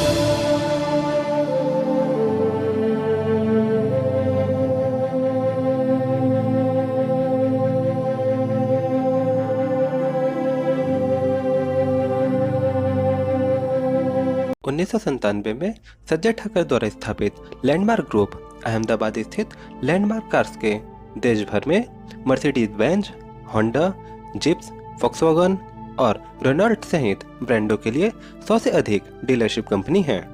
ये भारत में अशोक लेलैंड की वाणिज्यिक वाहन खुदरा व्यापार को भी पूरा करता है। लैंडमार्क कारों का ऑटो डीलरशिप कारोबार गुजरात, पश्चिम बंगाल, महाराष्ट्र, मध्य प्रदेश, दिल्ली और पंजाब जैसे 29 शहरों में फैला हुआ है। समूह ने हाल ही में भारत में अपनी इलेक्ट्रिक व्हीकल की बिक्री और बिक्री के बाद सेवाओं के लिए चीन स्थित एक इलेक्ट्रिक वाहन PVD के साथ अपने सहयोग की घोषणा की है। क्रिसिल रिसर्च को उम्मीद है कि वित्त वर्ष 2021 से वित्त वर्ष 2026 तक प्रीमियम सेगमेंट 10 से 12% तक कंपाउंडेड एनुअल ग्रोथ के साथ बढ़ेगा, जबकि इसी अवधि के दौरान लग्जरी सेगमेंट जो है 20 से 22% के कंपाउंडेड एनुअल ग्रोथ से बढ़ने की उम्मीद है। वित्त वर्ष 2021 में इसने Mercedes Benz, Honda, Volkswagen, jeep और रेनॉल्ट के नए यात्री वाहनों और अशोक लेलैंड के नए वाणिज्यिक मतलब कि कॉमर्शियल वाहन सहित 13,282 नए वाहन बेचे। यह बिक्री के बाद सेवा और स्पेयर पार्ट्स भी प्रदान करते हैं। इसके प्रत्येक डीलरशिप पर सामान्य मरम्मत और टक्कर के बाद मरम्मत सेवाएं शामिल हैं और इसमें वारंटी कार्य, बीमा दावा कार्य और भुगतान सेवा शामिल हैं। साथ ही ये 3,000 से अधिक लोगों को रोजगार देते हैं। कंपनी ने 30 सितंबर 2021 तक 8 भारतीय राज्यों में 112 आउटलेट्स को शामिल करने के लिए नेटवर्क का विस्तार किया, जिसमें 61 बिक्री शोरूम और आउटलेट्स हैं और 51 बिक्री के बाद सेवाएं और अतिरिक्त आउटलेट शामिल हैं। कंपनी की ताकत देखें तो पहला है प्रमुख OEM के लिए अग्रणी ऑटोमोटिव डीलरशिप, जिसमें उच्च वृद्धि वाले क्षेत्रों पर विशेष ध्यान दिया गया है। दूसरा, आफ्टर सेल्स सेगमेंट में बढ़ती उपस्थिति से राजस्व और बेहतर मार्जिन में अनुमानित वृद्धि हुई है। तीसरा, तकनीकी नवाचार और डिजिटलीकरण का लाभ उठाते हुए मजबूत व्यावसायिक प्रक्रियाएं हैं। चौथा, संपूर्ण ग्राहक मूल्य श्रृंखला पर कब्जा करने वाला व्यापक व्यवसाय मॉडल है। इनकी कमजोरी देखें तो यह अपने डीलरशिप या एजेंसी समझौते की शर्तों के अनुसार OEM द्वारा लाए गए महत्वपूर्ण प्रभाव और प्रतिबंधों के अधीन है, जो व्यवसाय पर प्रतिकूल प्रभाव डाल सकते हैं। दूसरा, सफलता भारत में OEM के वाहन ब्रांडों के मूल्य, धारणा, विपणन और समग्र प्रतिस्पर्धा पर निर्भर करती है। तीसरा, ऑनलाइन और ऑफलाइन मार्केटिंग के जरिए ऑटोमोटिव डीलरशिप के बीच बढ़ती प्रतिस्पर्धा का बिजनेस पर बुरा असर पड़ सकता है। इसका फाइनेंशियल देखें तो 2020 में जो इनका रेवेन्यू था 2218.6 करोड़ का था, उसमें एबिटा 83.2 करोड़ का था। वहीं जो इनका प्रॉफिट आफ्टर टैक्स था वो माइनस में 28.9 करोड़ का था।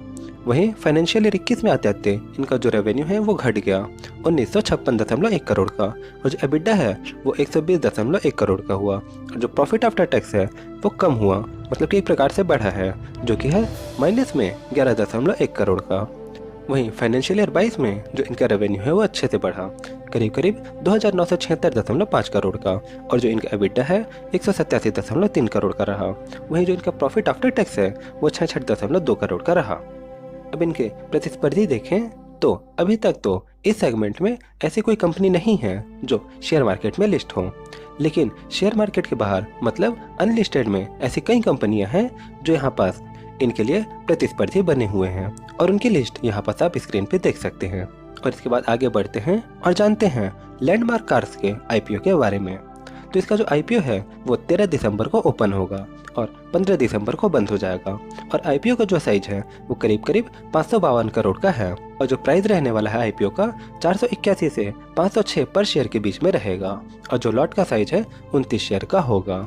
और इसमें आप जो मिनिमम इन्वेस्टमेंट करेंगे वो एक लॉट के लिए 29 शेयर रहेगा, जिसमें वो 14,674 रुपये करेंगे। वहीं जो मैक्सिमम इन्वेस्टमेंट है वो 13 लॉट कर सकते हैं, जिसमें करीब करीब 377 शेयर्स होंगे, और इसके लिए आपको 1,90,762 रुपये खर्च करने होंगे।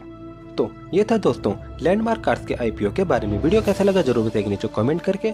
और अबानस होल्डिंग्स के आईपीओ के बारे में भी वीडियो डाला है, जिसे आप चैनल पे विजिट करके देख सकते हैं। और फिलहाल वीडियो अगर अच्छा लगा हो तो लाइक जरूर करिएगा और अपने दोस्तों के साथ जरूर शेयर करिएगा और अपने विचार हमें कॉमेंट में बताइएगा। हम मिलते हैं आपसे अगले वीडियो में, तब तक के लिए प्रणाम।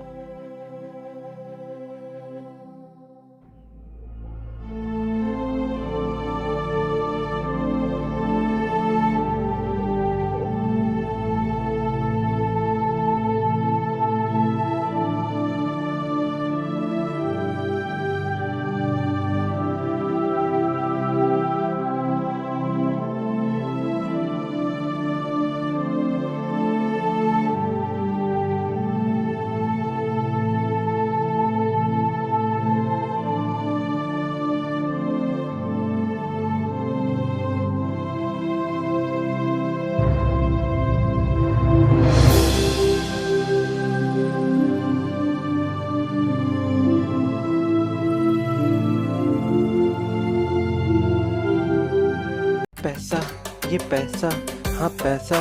दोस्तों पैसों को मैनेज करने वाली कंपनी का आईपीओ आ रहा है, तो चलिए जानें। Radiant cash management services limited RCMS दोस्तों इसी का आईपीओ आ रहा है। तो radiant cash management services limited की स्थापना 2005 में कर्नल डेविड देवसहायम द्वारा की गई थी। वे retail cash management RCM segment में मार्केट लीडर हैं। यह फर्म भारत में कैश मैनेजमेंट सर्विसेज इंडस्ट्री के रिटेल कैश मैनेजमेंट सेगमेंट में एक इंटीग्रेटेड कैश लॉजिस्टिक्स प्लेयर है और नेटवर्क, लोकेशन या टच पॉइंट्स के मामले में RCM की सबसे बड़ी कंपनी है। यह फर्म भारत के सभी जिलों लक्षद्वीप के अलावा को कवर करते हुए 12,150 पिन कोड में सेवा प्रदान करती है, जिसमें लगभग 42,420 टच पॉइंट और 4,700 से अधिक स्थानों में सेवा प्रदान करते हैं। बता दूं कि ये आंकड़े कोरोना से पहले मतलब 2021 के आसपास के हैं और स्क्रीन पे जो आपको डेटा मिलेगा वो अभी उनके साइट पे जो है वहाँ से ली गई है। फिर से वीडियो पे आते हैं तो फर्म के प्रमुख ग्राहकों में कुछ सबसे बड़े विदेशी, निजी और सार्वजनिक क्षेत्र के बैंक शामिल हैं और सेवाओं के अंतिम उपयोगकर्ता में कुछ सबसे बड़ी ई कॉमर्स कंपनियां, रिटेल चेन, NBFC, बीमा फर्म, ई कॉमर्स लॉजिस्टिक्स खिलाड़ी, रेलवे और खुदरा पेट्रोलियम वितरण आउटलेट शामिल हैं।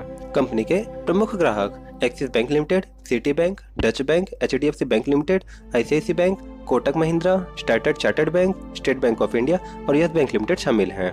व्यवसाय 5 कार्य क्षेत्रों में संचालित होता है। पहला है नगद रुपए का पिकअप और डिलीवरी करना।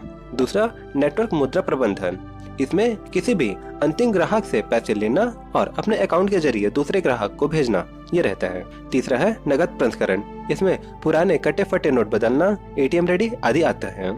चौथा है कैश वैन या फिर ट्रांजिट में कैश, इसमें पैसों और जरूरी चीजों को लाना और पहुंचाना आता है। और पांचवे में अन्य मूल्यवर्धित सेवाएं आते हैं।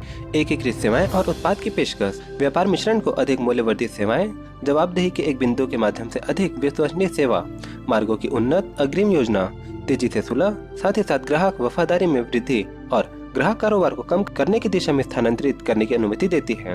इनके कारण कंपनी 2020 में नगद प्रबंधन सेवा खंड में संगठित खिलाड़ियों के बीच EBITDA मार्जिन, ROCE और ROE में अग्रणी रही है। और अब चलिए इनकी वित्तीय स्थिति देखते हैं। तो 2019 में इनका जो रेवेन्यू है 220.92 करोड़ का था, वहीं इनका प्रॉफिट आफ्टर टैक्स 2019 में 25.02 करोड़ का रहा। फाइनेंशियल ईयर 20 में इनका रेवेन्यू 248.28 करोड़ का हुआ और प्रॉफिट आफ्टर टैक्स 36.50 करोड़ का। वहीं 2021 में इनका रेवेन्यू कम होकर 221.67 करोड़ का रहा, वहीं प्रॉफिट आफ्टर टैक्स भी 32.43 करोड़ का हो गया। इनके प्रतिद्वंदी देखते हैं तो इसमें SIS लिमिटेड आता है और इन्हीं का यहाँ पास आप रेवेन्यू, बेसिक EPS, NAV पर शेयर और PE देख सकते हैं। और अब आगे बढ़ते हैं और जानते हैं IPO के बारे में। तो IPO का जो डेट है दोस्तों 23 से 27 दिसंबर का है। IPO का जो साइज है 387 करोड़ का होने वाला है और IPO का जो प्राइस है मतलब जो प्राइस रेंज है 94 से 99 रुपए पर शेयर के हिसाब से होने वाला है।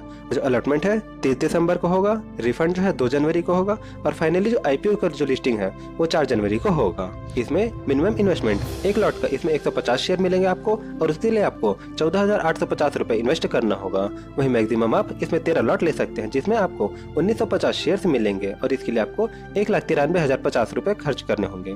तो ये था दोस्तों बहुत ही detail video radiant cash management services limited के बारे में। बहुत जल्दी बताए इसलिए दोस्तों क्योंकि आपके समय बहुत ही इंपॉर्टेंट है। और फिलहाल आप इस आईपीओ में इन्वेस्ट करने वाले हैं या नहीं, आप हमें कमेंट करके बताइएगा। और वीडियो आप लोगों को कैसा लगा वो भी जरूर बताइए नीचे कमेंट करके। अच्छा लगा तो लाइक करिएगा, अपने दोस्तों के साथ जरूर शेयर करिएगा। और चैनल पर नए हैं तो सब्सक्राइब करके हमारे साथ जरूर जुड़ेगा।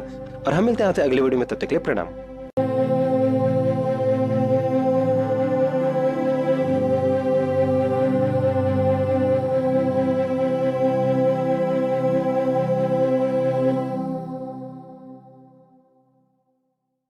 सुला वाइनयार्ड शराब उत्पादन और बिक्री में सबसे बड़ा मार्केट शेयर रखने वाला खिलाड़ी है, जिसका आईपीओ आ रहा है। तो चलिए जानते हैं सुला वाइनयार्ड के बारे में।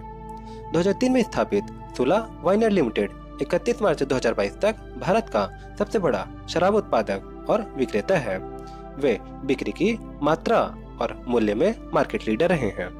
अंगूर से निर्मित वाइन में 2009 में इनका बाजार हिस्सेदारी 33% थी, जो मार्च 2021 में बढ़कर 52.6% हो गई है। कंपनी मुख्य रूप से 2 श्रेणियों में काम करती है। पहला, वाइन उत्पादन, वाइन और स्पिरिट का आयात करना और वाइन और स्पिरिट की बिक्री और वितरण करना। दूसरा है वाइन पर्यटन स्थलों के स्वामित्व और संचालन से बिक्री सेवाएं प्रदान करना, अर्थात होटलों और रिसोर्ट में आने वाले ग्राहकों को सीधा वाइन या स्पिरिट की बिक्री एवं सेवाएं प्रदान करना।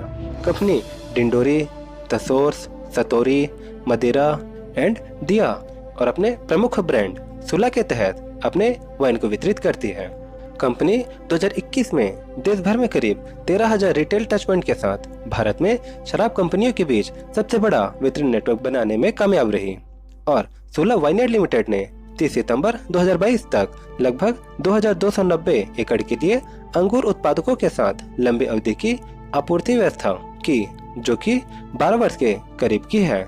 साथ ही 30 सितंबर 2022 तक कंपनी के पास 141 स्थायी कर्मचारी की बिक्री बल थी।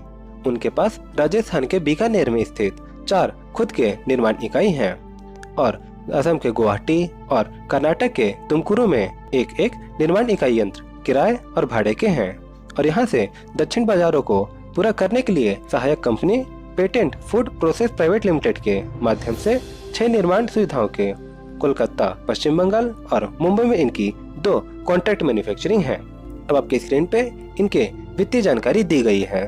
और इसी के साथ आगे बढ़ते हैं और जानते हैं इनके प्रतिद्वंदी के बारे में, जिसमें सबसे पहला है यूनाइटेड स्पिरिट, दूसरा है रेडिको खितान और तीसरा है यूनाइटेड ब्रेवरीज। और इन्हीं के साथ इस चार्ट में आप इनके जो रेवेन्यू है वो भी देख सकते हैं। और अंत में बात करते हैं सुला वाइनयार्ड के आईपीओ के बारे में। तो इसका जो आईपीओ है 12 दिसंबर से 24 दिसंबर के बीच में रहेगा। और आईपीओ का जो प्राइस है वो 340 से 357 पर शेयर होने वाला है। वहीं जो लॉट का साइज है 42 शेयर का रहेगा। और जो अलॉटमेंट है वो 19 दिसंबर को होगा। और जो रिफंड है वो 20 दिसंबर को होगा। और जो शेयर है आपके डीमेट अकाउंट में 21 दिसंबर को आ जाएंगे, अगर आपको मिलते हैं तो। वहीं लिस्टिंग डेट जो है वो 22 दिसंबर को है। और जो इसमें मिनिमम इन्वेस्टमेंट है वो 14,994 रुपए का होगा। और जो मैक्सिमम इन्वेस्टमेंट है वो 13 लॉट का है, जिसमें 546 शेयर्स होंगे। और उसके लिए आपको 1,94,922 रुपए खर्च करने होंगे। तो ये थी एक बहुत ही डिटेल जानकारी सुला वाइनयार्ड आईपीओ के बारे में। वीडियो कैसा लगा जरूर बताइए नीचे कमेंट करके। वीडियो अच्छा लगा तो अपने दोस्तों के साथ जरूर शेयर करिएगा। और चैनल पे नए तो सब्सक्राइब करके हमारे साथ जरूर जुड़िएगा। और हम मिलते हैं आपसे अगले वीडियो में, तब तक के लिए प्रणाम।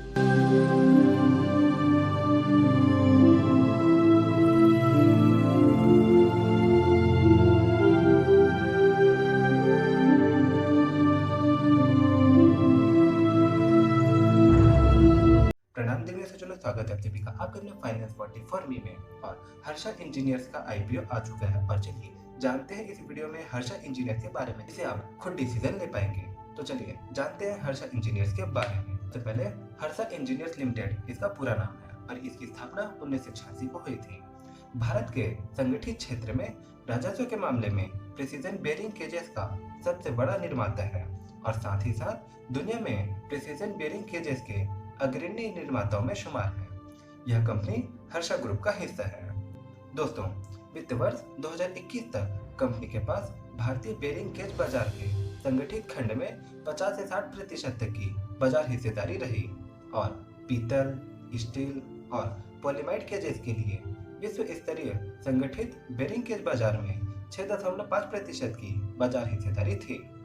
कंपनी 5 महाद्वीपों यानी उत्तर अमेरिका, यूरोप, एशिया, दक्षिण अमेरिका और अफ्रीका को कवर करते हुए 25 से अधिक देशों में ग्राहकों को अपने उत्पादों की आपूर्ति करती है। अब यहाँ पर आप अपनी स्क्रीन पे प्रिसीजन बेयरिंग केजेस क्या होते हैं देख सकते हैं, और ये जो कंपनी है इसी काम में इनके निर्माण के कार्य में लगी हुई है। और साथ ही इनके जो और काम हैं वो हम नेक्स्ट स्लाइड में देखते हैं। इनके जो व्यवसाय हैं वो 2 खंड में शामिल है। पहला इंजीनियरिंग व्यवसाय, जिसके तहत कंपनी बेयरिंग केज पीतल, स्टील और पॉलीमर सामग्री में जटिल और specialised precision stamped component, welded assemblies and brass casting and cages आदि का निर्माण करती है। कंपनी के इन उत्पादों का उपयोग ऑटोमोटिव, रेलवे, विमानन और एयर स्पेस, निर्माण, खनन, कृषि, इलेक्ट्रिकल और इलेक्ट्रॉनिक्स और रिन्यूएबल सेक्टर में किया जाता है। और दूसरा है सौर ईपीसी व्यवसाय, जिसके तहत कंपनी सौर क्षेत्र में संचालन, रखरखाव और समाधान सेवाएं प्रदान करती है। कंपनी के 4 निर्माण क्षेत्र हैं, जिनमें 2 गुजरात के एक मौर्या और एक चंगोदर में हैं, और एक चीन के चांगशू में है और एक रोमानिया के घेम्बाओ बारसोवा में है, जिसे 31 मार्च 2022 तक उनकी 4 निर्माण फैसिलिटी से उनकी कुल स्थापित क्षमता कास्टिंग के लिए 4,596 मीट्रिक टन प्रति वर्ष और बेरिंग केज के लिए 1097.87 मिलियन पीस प्रति वर्ष थी।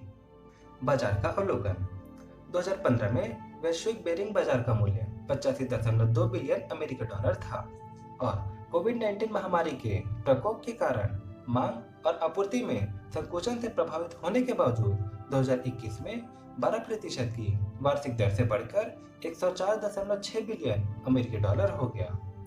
2021 से 2029 तक 6 से 8% की कंपाउंडेड एनुअल ग्रोथ से बेरिंग बाजार की बढ़ने की उम्मीद है, और वर्ष 2029 में इसका मूल्य 171.7 बिलियन अमेरिकी डॉलर होने का अनुमान है। 2021 में राजस्व के संदर्भ में भारत में बेरिंग बाजार वैश्विक बेरिंग बाजार का लगभग 5.2% हिस्सा था। भारतीय बेरिंग बाजार 2015 से 19 तक 7.2% की कंपाउंडेड एनुअल ग्रोथ से बढ़ा। इसके अलावा 2021 से 2029 तक 8.2% की कंपाउंडेड एनुअल ग्रोथ से बढ़ने की उम्मीद है, और 2029 में 10.3 बिलियन अमेरिकी डॉलर होने का अनुमान है। अब कंपनी का वित्तीय स्थिति भी देख लेते हैं। 2020, 2021 और 2022 का जो इनका ड्राफ्ट हियरिंग प्रोसेस है, वहाँ पास ये जो फोटो है वो लेके आया हूँ। तो इनका जो रेवेन्यू है वो समय के साथ यहाँ पास एक साल बस गिरता हुआ 2021 में हमें दिखा है, लेकिन 2022 में अचानक से एक बड़ा जंप यहाँ पास हमको देखने के लिए मिल रहा है। इनका फ्री कैश फ्लो है वो स्टार्टिंग में यहाँ पास 2 साल तो बढ़ा है, लेकिन 2022 में ये घटा है, और एबिटा जो है स्टार्टिंग से बढ़ता हुआ हमें यहाँ दिख रहा है। साथ ही पैट देखें तो पैट भी अच्छा खासा यहाँ पास हमें बढ़ता हुआ दिख रहा है। साथ में जो इनका नेटवर्थ है वो भी हर साल बढ़ता हुआ दिख रहा है। साथ ही कंपनी का जो नेट डेट बोले, जो कर्ज है इनका, वो पिछले 2 साल में हमें घटता हुआ तो दिखा, लेकिन 2022 में थोड़ा सा बढ़ा है। आगे बढ़ते हैं और जानते हैं कंपनी की ताकत के बारे में। तो कंपनी के पास प्रयुक्त सामग्री के साथ साथ तैयार उत्पादों के आयाम और अंतिम उपयोग के मामले में एक विविध उत्पादों का पोर्टफोलियो है। साथ ही कंपनी के पास भारत, चीन और रोमानिया में 3 देशों में फैली रणनीतिक रूप से स्थित 4 निर्माण इकाई हैं। कंपनी को अपने उत्पादों के टूलिंग, डिजाइन विकास और स्वचालन में 1 दशक का अनुभव है। इसके बाद है कंपनी के पास विकास और वित्तीय प्रदर्शन का लगातार ट्रैक रिकॉर्ड दिखा है। आगे बढ़ते हैं और जानते हैं कंपनी की कमजोरियों के बारे में। तो कंपनी अपने राजस्व के महत्वपूर्ण हिस्से के लिए सीमित संख्या में ग्राहकों पर निर्भर है। अगला और इम्पोर्टेंट, व्यवसाय का कामकाज एजेंट और आपूर्तिकर्ता सप्लायर्स जैसे तीसरे पक्ष पर निर्भर है। इनमें से संबंधों में कोई भी बदलाव व्यवसाय को बाधित कर सकता है। अगली कमजोरी है कंपनी पर्यावरण, स्वास्थ्य और सुरक्षा कानूनों और अन्य नियमों सहित व्यवसाय के सामान्य कार्य में भी आवश्यक विभिन्न कानूनों, नियमों और लाइसेंसों के अधीन है। इसके बाद कुछ अंतर्निहित जोखिमों जैसे कि तकनीकी जोखिम और विदेशी मुद्रा में उतार चढ़ाव कंपनी को प्रभावित कर सकते हैं। इसके बाद जो कमजोरी है, कुछ मुकदमे ऐसे हैं जो कंपनी और उसके निदेशक के खिलाफ अभी लंबित हैं। और अब जानते हैं आईपीओ के बारे में। तो आईपीओ का जो साइज है वो 755 करोड़ का है, जिसमें से कंपनी जो है फ्रेश इशू के जरिए 455 करोड़ उठाएगी और ऑफर फॉर सेल के जरिए 300 करोड़ उठाने वाली है। और इसका जो ओपनिंग डेट है वो 14 सितंबर 2022 का है और जो क्लोजिंग डेट है वो 16 सितंबर 2022 का है।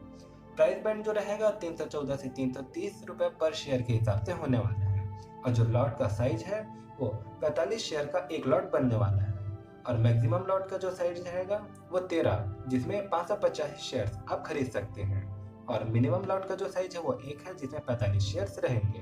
मिनिमम इन्वेस्टमेंट इसमें 14,850 रुपए होने वाला है और आपका जो मैक्सिमम इन्वेस्टमेंट रहेगा 1,93,050 रुपए होगा। अब आप खरीदेंगे नहीं वो आपके ऊपर है और इसका जो लिस्टिंग डेट है वो 26 सितंबर 2022 का रहेगा। तो ये तो दोस्तों एक डिटेल वीडियो हर्षा इंजीनियर्स के आईपीओ से रिलेटेड। कैसा लगा जरूर बताइएगा नीचे कमेंट करके। वीडियो अच्छा लगा तो लाइक करिएगा, अपने दोस्तों के साथ जरूर शेयर करिएगा और आईपीओ में आप बिड करने वाले हैं या नहीं वो भी हमें कमेंट करके बताइएगा। और मैं आपको बता दूं कि ये जो वीडियो है वो बस नॉलेज पर्पस के लिए है, मैंने इसमें कोई बाय और सेल की रिकमेंडेशन नहीं दिया, वो आपके ऊपर है दोस्तों, क्योंकि आपने जब इतना सारा जान ही लिया तो आपको इसमें बिड करना है या नहीं ये आप जानते हैं। और हम मिलते हैं आपसे अगले वीडियो में, तब तक के लिए प्रणाम।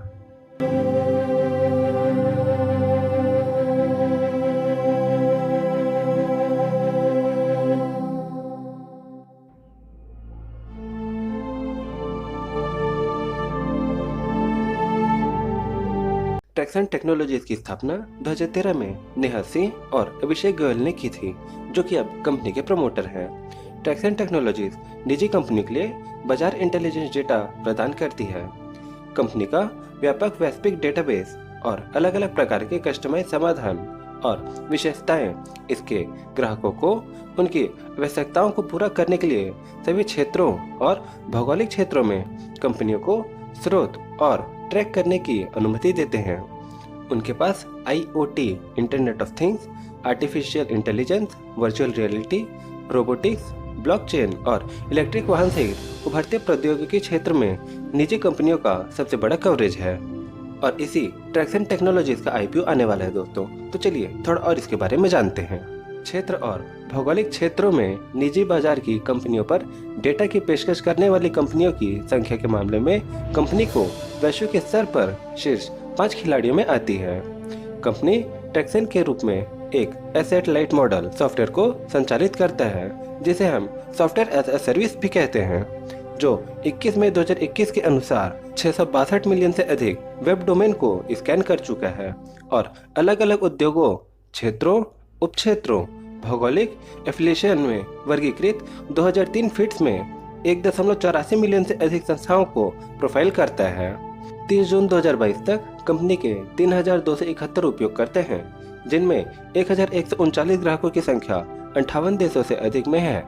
इसके ग्राहकों में कई फॉर्च्यून 500 कंपनियां और उनके सहयोगी कंपनियां शामिल हैं। इसके ग्राहकों में निजी बाजार निवेशक, उद्यम पूंजी, निजी इक्विटी फंड और बड़े कॉरपोरेट हाउस शामिल हैं। कंपनी का 70% से अधिक का राजस्व भारत के बाहर से आता है, मुख्य रूप से यूरोप, मध्य पूर्व और अफ्रीका से। इसके मुख्य प्रतिस्पर्धी क्रंचबेस, सीबी इनसाइट, प्रीविको और पिचबुक हैं, जो वैश्विक स्तर पर निजी बाजार डेटा स्पेस में शीर्ष 5 खिलाड़ियों में शुमार हैं। आईपीओ का उद्देश्य देखते हैं तो पहला तो यह है दोस्तों कि शेयर मार्केट में लिस्ट होकर सूचीबद्ध शेयर का लाभ प्राप्त करना और दूसरा जो बेचने वाले शेयर धारक हैं उनके द्वारा 3,86,72,208 इक्विटी शेयरों को बिक्री के लाभ लेना। और अब चलिए कंपनी का फाइनेंशियल भी देखते हैं। तो यहाँ पास जो 2020 में इनका जो टोटल एसेट है 52.38 करोड़ का था, जो कि मार्च 2021 में 38.46 करोड़ का हुआ और 31 मार्च 2022 को 54.01 करोड़ का। वहीं जो इनका टोटल रेवेन्यू है 31 मार्च 2020 में 6.31 करोड़ का था, वो 31 मार्च 2021 में 55.74 करोड़ का हुआ और 31 मार्च 2022 में 65.16 करोड़ का। और इनका अब प्रॉफिट आफ्टर टैक्स या फिर नेट प्रॉफिट देखते हैं। तो 31 मार्च 2022 तक जो इनका नेट प्रॉफिट है वो माइनस में -54.826 करोड़ का था, जो कि 31 मार्च 2021 में आते आते -4.152 करोड़ का हुआ और 31 मार्च 2022 आते आते माइनस में 4.852 करोड़ का हुआ। और जो इनकी नेटवर्थ है 31 मार्च 2022 को माइनस में 135.24 करोड़ की थी, वो 31 मार्च 2021 में आते आते 22.22 करोड़ की हुई और 31 मार्च 2022 आते आते 20.64 करोड़ की हुई। और इनको जो रिजर्व या फिर सरप्लस है वो 31 मार्च 2020 में एक माइनस में 135.44 करोड़ का था, वो 31 मार्च 2021 आते आते 21.32 करोड़ का हुआ और 31 मार्च 2022 आते आते 10.60 करोड़ का। मतलब इनका जो फाइनेंशियल है पूरा ऊपर नीचे अप और डाउन होता हुआ दिख रहा है। अब यहाँ पास ताकत या फिर एक पॉजिटिव वे देखते हैं कि क्यों आपको इन आईपीओ में बिड करना चाहिए। तो पहले है अलग अलग प्रकार के निजी बाजार के लिए डेटा और इंटेलिजेंस की अग्रणी वैश्विक प्रदाता है। दूसरा विविध लंबे समय के लिए और बढ़ते वैश्विक ग्राहकों का आधार है। तीसरा आंतरिक रूप से विकसित किया गया स्केलेबल और सुरक्षित प्रौद्योगिकी मंच। चौथा है भारत आधारित परिचालनों से महत्वपूर्ण लागत का लाभ। और अब जोखिम या फिर एक नेगेटिव वे भी देखते हैं। नए ग्राहकों को आकर्षित करने या फिर मौजूदा ग्राहकों को बनाए रखने में विफल रही है। दूसरा, ग्राहकों द्वारा प्लेटफॉर्म की सदस्यता के संचालन से राजस्व प्राप्त होता है, इसलिए यदि ग्राहक सदस्यता को नवीनीकृत या रिन्यू नहीं करते तो इससे राजस्व को नुकसान होगा। तीसरा है प्लेटफॉर्म और व्यवसाय से जुड़ी रुकावटें या प्रदर्शन समस्या बन सकती हैं। चौथा है सटीक, व्यापक या विश्वसनीय डेटा प्राप्त करने और बनाए रखने में असमर्थ होने से सेवाओं की मांग कम हो सकती है। और अब चलिए ट्रैक्सन टेक्नोलॉजीज आईपीओ की भी डिटेल ले लेते हैं या फिर इसकी जानकारी ले लेते हैं। तो इसका जो आईपीओ है दोस्तों 10 अक्टूबर से 12 अक्टूबर के बीच में खुलेगा। मतलब आप इन 10 अक्टूबर या फिर 12 अक्टूबर के बीच में इसमें बिड कर सकते हैं। जो इनके आईपीओ का जो प्राइस है वो 75 रुपये से 80 रुपये पर शेयर होने वाला है और जो लॉट का साइज है वो 185 शेयर रहेगा। मतलब एक लॉट में 185 शेयर्स होंगे और इसमें जो मिनिमम इन्वेस्टमेंट है वो एक लॉट जिसमें 185 शेयर्स होंगे तो उसका 14,800 जो इसका मिनिमम इन्वेस्टमेंट है वो होगा। वहीं जो मैक्सिमम इन्वेस्टमेंट है इसमें आप 13 लॉट खरीद सकते हैं जिसमें 2,405 शेयर्स होंगे और इसका अमाउंट 1,92,400 के आसपास होने वाला है। और इसका जो अलॉटमेंट है 17 अक्टूबर को होगा। वहीं जिनको शेयर्स नहीं मिले उनका जो रिफंड है 18 अक्टूबर को होगा। वहीं जो शेयर्स हैं डीमेट में 19 अक्टूबर को क्रेडिट होंगे और फाइनली 20 तारीख को ट्रैक्सन टेक्नोलॉजीज का जो आईपीओ है वो लिस्ट हो जाएगा। ये थी दोस्तों जानकारी ट्रैक्सन टेक्नोलॉजीज के आईपीओ के बारे में कि ये कंपनी क्या करती है, आईपीओ कब खुलेगा, उद्देश्य क्या है और साथ ही हमने इनका पॉजिटिव और नेगेटिव वे भी देखा। बाकी ट्रैक्सन टेक्नोलॉजीज आईपीओ में आप बिड करने वाले हैं या नहीं ये आप हमें कमेंट में बताइएगा और हम मिलते हैं आपसे अगले वीडियो में। तब तक के लिए प्रणाम।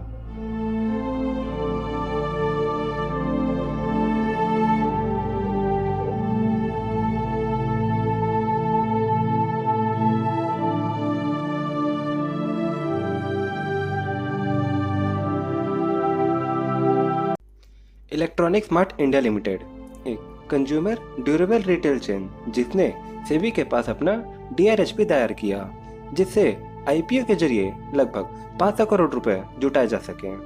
1980 में स्थापित हैदराबाद स्थित इलेक्ट्रॉनिक स्मार्ट इंडिया लिमिटेड राजस्व के मामले में वित्त वर्ष 2020 में देश का चौथा सबसे बड़ा उपभोक्ता टिकाऊ और इलेक्ट्रॉनिक रिटेलर है। कंपनी बड़े उपकरणों, air conditioner, TV, washing machine और रेफ्रिजरेटर, मोबाइल और छोटे उपकरणों, आईटी और अन्य पर ध्यान देने के साथ उत्पादों की एक विविध श्रेणी प्रदान करती है। कंपनी की पेशकश में 70 से अधिक उपभोक्ता टिकाऊ और इलेक्ट्रॉनिक ब्रांडों के उत्पाद श्रेणियों में 6000 से अधिक एसक्यू स्टॉक कीपिंग इकाइयां शामिल हैं। कंपनी तेलंगाना और आंध्र प्रदेश राज्यों में केंद्रित है। उनका राजस्व वित्त वर्ष 2015 से वित्त वर्ष 2020 तक 25.60% के कंपाउंडेड एनुअल ग्रोथ से बढ़ा। कंपनी का लक्ष्य देश भर में अधिक राज्यों में जाने से पहले भारत के दक्षिणी भाग में अपनी उपस्थिति को और मजबूत करना है। कंपनी के 31 शहरों में फैले 99 स्टोर हैं और 15 अगस्त 2021 तक 0.99 मिलियन वर्ग फुट का खुदरा व्यापार क्षेत्र है। 99 स्टोर में से 8 कंपनी के स्वामित्व में हैं, 85 स्टोर लंबी अवधि के पट्टे या किराए पर हैं और 6 स्टोर आंशिक रूप से पट्टे और आंशिक रूप से कंपनी के स्वामित्व में हैं। महामारी के बावजूद कंपनी वित्त वर्ष 2021 में 22 नए स्टोर खोलने में सफल रही। तो ये थी एक शुरुआती जानकारी दोस्तों इलेक्ट्रॉनिक स्मार्ट इंडिया के बारे में, और इसी का IPO आने वाला है। और अब चलिए इलेक्ट्रॉनिक स्मार्ट इंडिया लिमिटेड का बिजनेस मॉडल देखते हैं, जिसमें पहला है स्वामित्व मॉडल। इसमें जमीन और भवन दोनों पे इनका पूर्ण स्वामित्व है।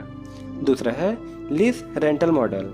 कंपनी ने संपत्ति के मालिकों के साथ एक लंबी अवधि की लीज या किराया अनुबंध किया है, जिसमें मैंने बताया कि 99 स्टोर में से 8 कंपनी के स्वामित्व में हैं, 85 स्टोर लंबी अवधि के पट्टे पर हैं और 6 स्टोर आंशिक रूप से पट्टे और उनके स्वामित्व में हैं। और इसी के साथ कंपनी खुदरा, थोक और ई-कॉमर्स से अपनी व्यावसायिक गतिविधियों का संचालन करती है। तो चलिए इसे भी एक एक करके देखते हैं, जिसमें सबसे पहला खुदरा या फिर रिटेल।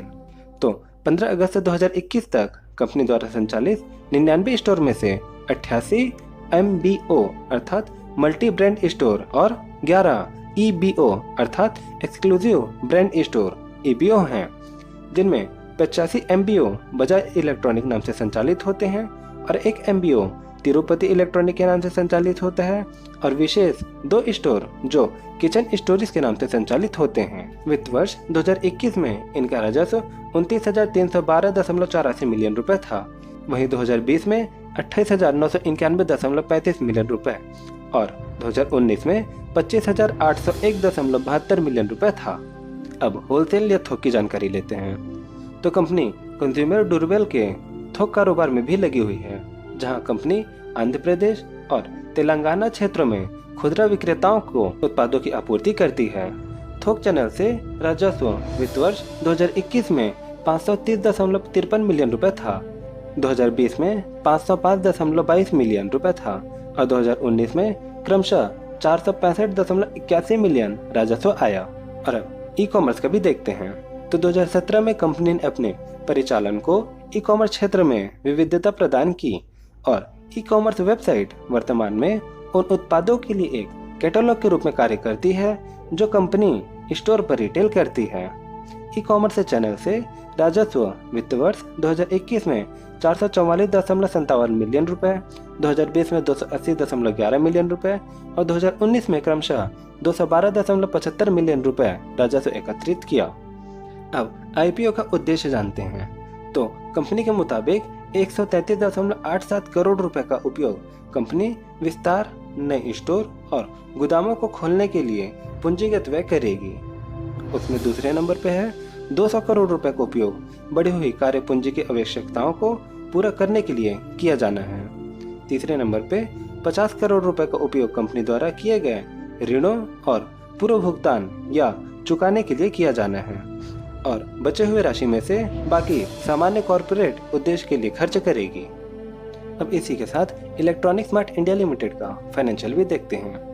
तो 31 मार्च 2019 में जो इनका टोटल एसेट था 1109.15 करोड़ रुपए का था और इस साल जो इनका टोटल रेवेन्यू रहा 2826.1 करोड़ का था और जो प्रॉफिट आफ्टर टैक्स जो इनका नेट प्रॉफिट था वो 77.1 करोड़ का रहा और जो नेटवर्थ था इनका 340.5 करोड़ का और कंपनी की जो टोटल उधारी थी 377.06 करोड़ का था। वहीं 31 मार्च 2020 में इनका जो टोटल एसेट है 1347.6 करोड़ का था और जो इनकी टोटल रेवेन्यू थी वो 3179.02 करोड़ की थी और जो इनका नेट प्रॉफिट है 81.61 करोड़ का था और इस साल जो इनकी नेटवर्थ थी 433.08 करोड़ की थी और जो टोटल उधारी थी वो 520.54 करोड़ की रही और 31 मार्च 2021 आते इनकी जो टोटल एसेट है 1523.53 करोड़ की हुई और जो इनकी टोटल रेवेन्यू है 3207.37 करोड़ की थी और जो इनका नेट प्रॉफिट है 58.62 करोड़ का हुआ। मतलब यहाँ पर हमें एक लगातार डाउन ट्रेंड दिखते हुए दिख रहा है और इसी साल जो इनका नेटवर्थ था वो 491.52 करोड़ का था और जो इनकी टोटल उधारी थी 547.95 करोड़ की थी। 31 मार्च 2022 आते इनकी जो टोटल एसेट है 1824.74 करोड़ की हुई और जो टोटल रेवेन्यू है 4353 करोड़ 07 करोड़ की हुई और जो नेट प्रॉफिट है 103.89 करोड़ की हुई और इस साल जो इनकी नेटवर्थ थी 596.51 करोड़ की हुई और जो कंपनी पे टोटल उधारी है 593.64 करोड़ की थी। और अब चलिए इलेक्ट्रॉनिक स्मार्ट इंडिया का ताकत या फिर एक पॉजिटिव वे देखते हैं या फिर क्यों आपको इसमें निवेश करना चाहिए। तो पहले है इलेक्ट्रॉनिक स्मार्ट इंडिया राजस्व के मामले में दक्षिण भारत में नेतृत्व की स्थिति रखने के साथ साथ भारत में चौथा सबसे बड़ा उपभोक्ता टिकाऊ और इलेक्ट्रॉनिक खुदरा विक्रेता है और तेलंगाना राज्य में केंद्रित है। दूसरा, उनके पास लगातार वृद्धि का ट्रैक रिकॉर्ड है और वित्त वर्ष 2019 में 53 स्टोर से 15 अगस्त 2021 तक 99 स्टोर तक का लगातार बढ़त देखी गई है। तीसरा, वे अपने स्टोर के विस्तार करने के लिए क्लस्टर आधारित दृष्टिकोण का उपयोग करते हैं जिससे उन्हें अपनी भौगोलिक पहुंच और बाजार में उपस्थिति बढ़ाने में मदद मिलती है। चौथा है, कंपनी द्वारा पेश किए जाने वाले उत्पाद विविध हैं और ग्राहक की बहुत सारी जरूरतों को एक ही स्थान पर पूरा कर सकते हैं। पांचवा, कंपनी के पास 7 बड़े गोदाम हैं जो कड़े इन्वेंट्री प्रबंधन तकनीकों और आईटी का उपयोग करके बहुत ही रणनीतिक रूप से प्रबंधित हैं। और अब इसका एक जोखिम या फिर नेगेटिव पॉइंट देखते हैं। तो सबसे पहले यह है दोस्तों कि चूंकि कंपनी अपने उत्पादों के लिए बाहरी स्रोत पर निर्भर है, अर्थात आपूर्ति में से किसी भी देरी या व्यवधान का व्यवसाय संचालन और वित्तीय पर प्रतिकूल प्रभाव पड़ेगा। दूसरा, ये राजस्व का एक बड़ा हिस्सा निश्चित संख्या के ब्रांडों पर निर्भर है। यदि इन ब्रांडों द्वारा आपूर्ति की गई मात्रा में कमी होती है तो यह लाभप्रदता के साथ साथ इलेक्ट्रॉनिक स्मार्ट इंडिया के राजस्व को भी प्रभावित करेगा। तीसरा, ये उद्योग नए प्रयोजकों के लिए खुला हुआ है और इस प्रकार प्रकृति में बहुत प्रतिस्पर्धी हैं। चौथा है, नए भौगोलिक क्षेत्रों में विस्तार करने से कंपनी को अपने कुछ निवेशों में नुकसान का एहसास हो सकता है। और अब चलिए इनके जो आईपीओ है उनके बारे में देख लेते हैं। तो ये जो आईपीओ है 4 अक्टूबर से 7 अक्टूबर के बीच खुला रहेगा, तो इनके बीच में आप इसमें निवेश या फिर बिड कर सकते हैं। आईपीओ का प्राइस बोलो तो 56 से 59 रुपये प्रति शेयर रहेगा और आईपीओ का जो लॉट का साइज है वो 254 शेयर्स का होने वाला है और मिनिमम लॉट इसमें आप 1 लॉट का खरीद सकते हैं जिसमें 254 शेयर रहेंगे, जिसके लिए आपको मिनिमम 14,986 रुपये निवेश करने होंगे। वहीं मैक्स लॉट आप 13 लॉट खरीद सकते हैं जिसमें 3,302 शेयर्स रहेंगे और इसमें आप 1,94,818 रुपये निवेश करेंगे। शेयर का जो अलॉटमेंट है 12 अक्टूबर को होगा और जिनको शेयर नहीं मिलेगा उनका रिफंड 13 अक्टूबर को हो जाएगा। जो शेयर है वो डीमैट अकाउंट में जो क्रेडिट है वो 14 अक्टूबर को हो जाएगा और 17 अक्टूबर को फाइनली ये इलेक्ट्रॉनिक स्मार्ट का आईपीओ फाइनली लिस्टेड हो जाएगा। तो ये था दोस्तों एक छोटा सा वीडियो इलेक्ट्रॉनिक स्मार्ट इंडिया के आईपीओ और इलेक्ट्रॉनिक स्मार्ट इंडिया के बारे में। कैसा लगा जरूर बताइएगा नीचे कमेंट करके। वीडियो अच्छा लगा तो लाइक करिएगा, अपने दोस्तों के साथ जरूर शेयर करिएगा दोस्तों। और दोस्तों आप इस आईपीओ में बिड करने वाले हैं या नहीं ये भी हमें कमेंट करके बताइएगा। वैसे मैं बता दूं कि मैंने यहाँ पास कोई बाय और सेल की रिकमेंडेशन नहीं दी है। मैंने जो भी इनका चिट्ठा था, जो भी इनकी पूरे में जानकारी थी वो आपके सामने रख दी। अब आपको इसमें बिड करना है या नहीं ये आपके ऊपर है दोस्तों। फिलहाल हम मिलते हैं आपसे अगले वीडियो में, तब तक के लिए प्रणाम।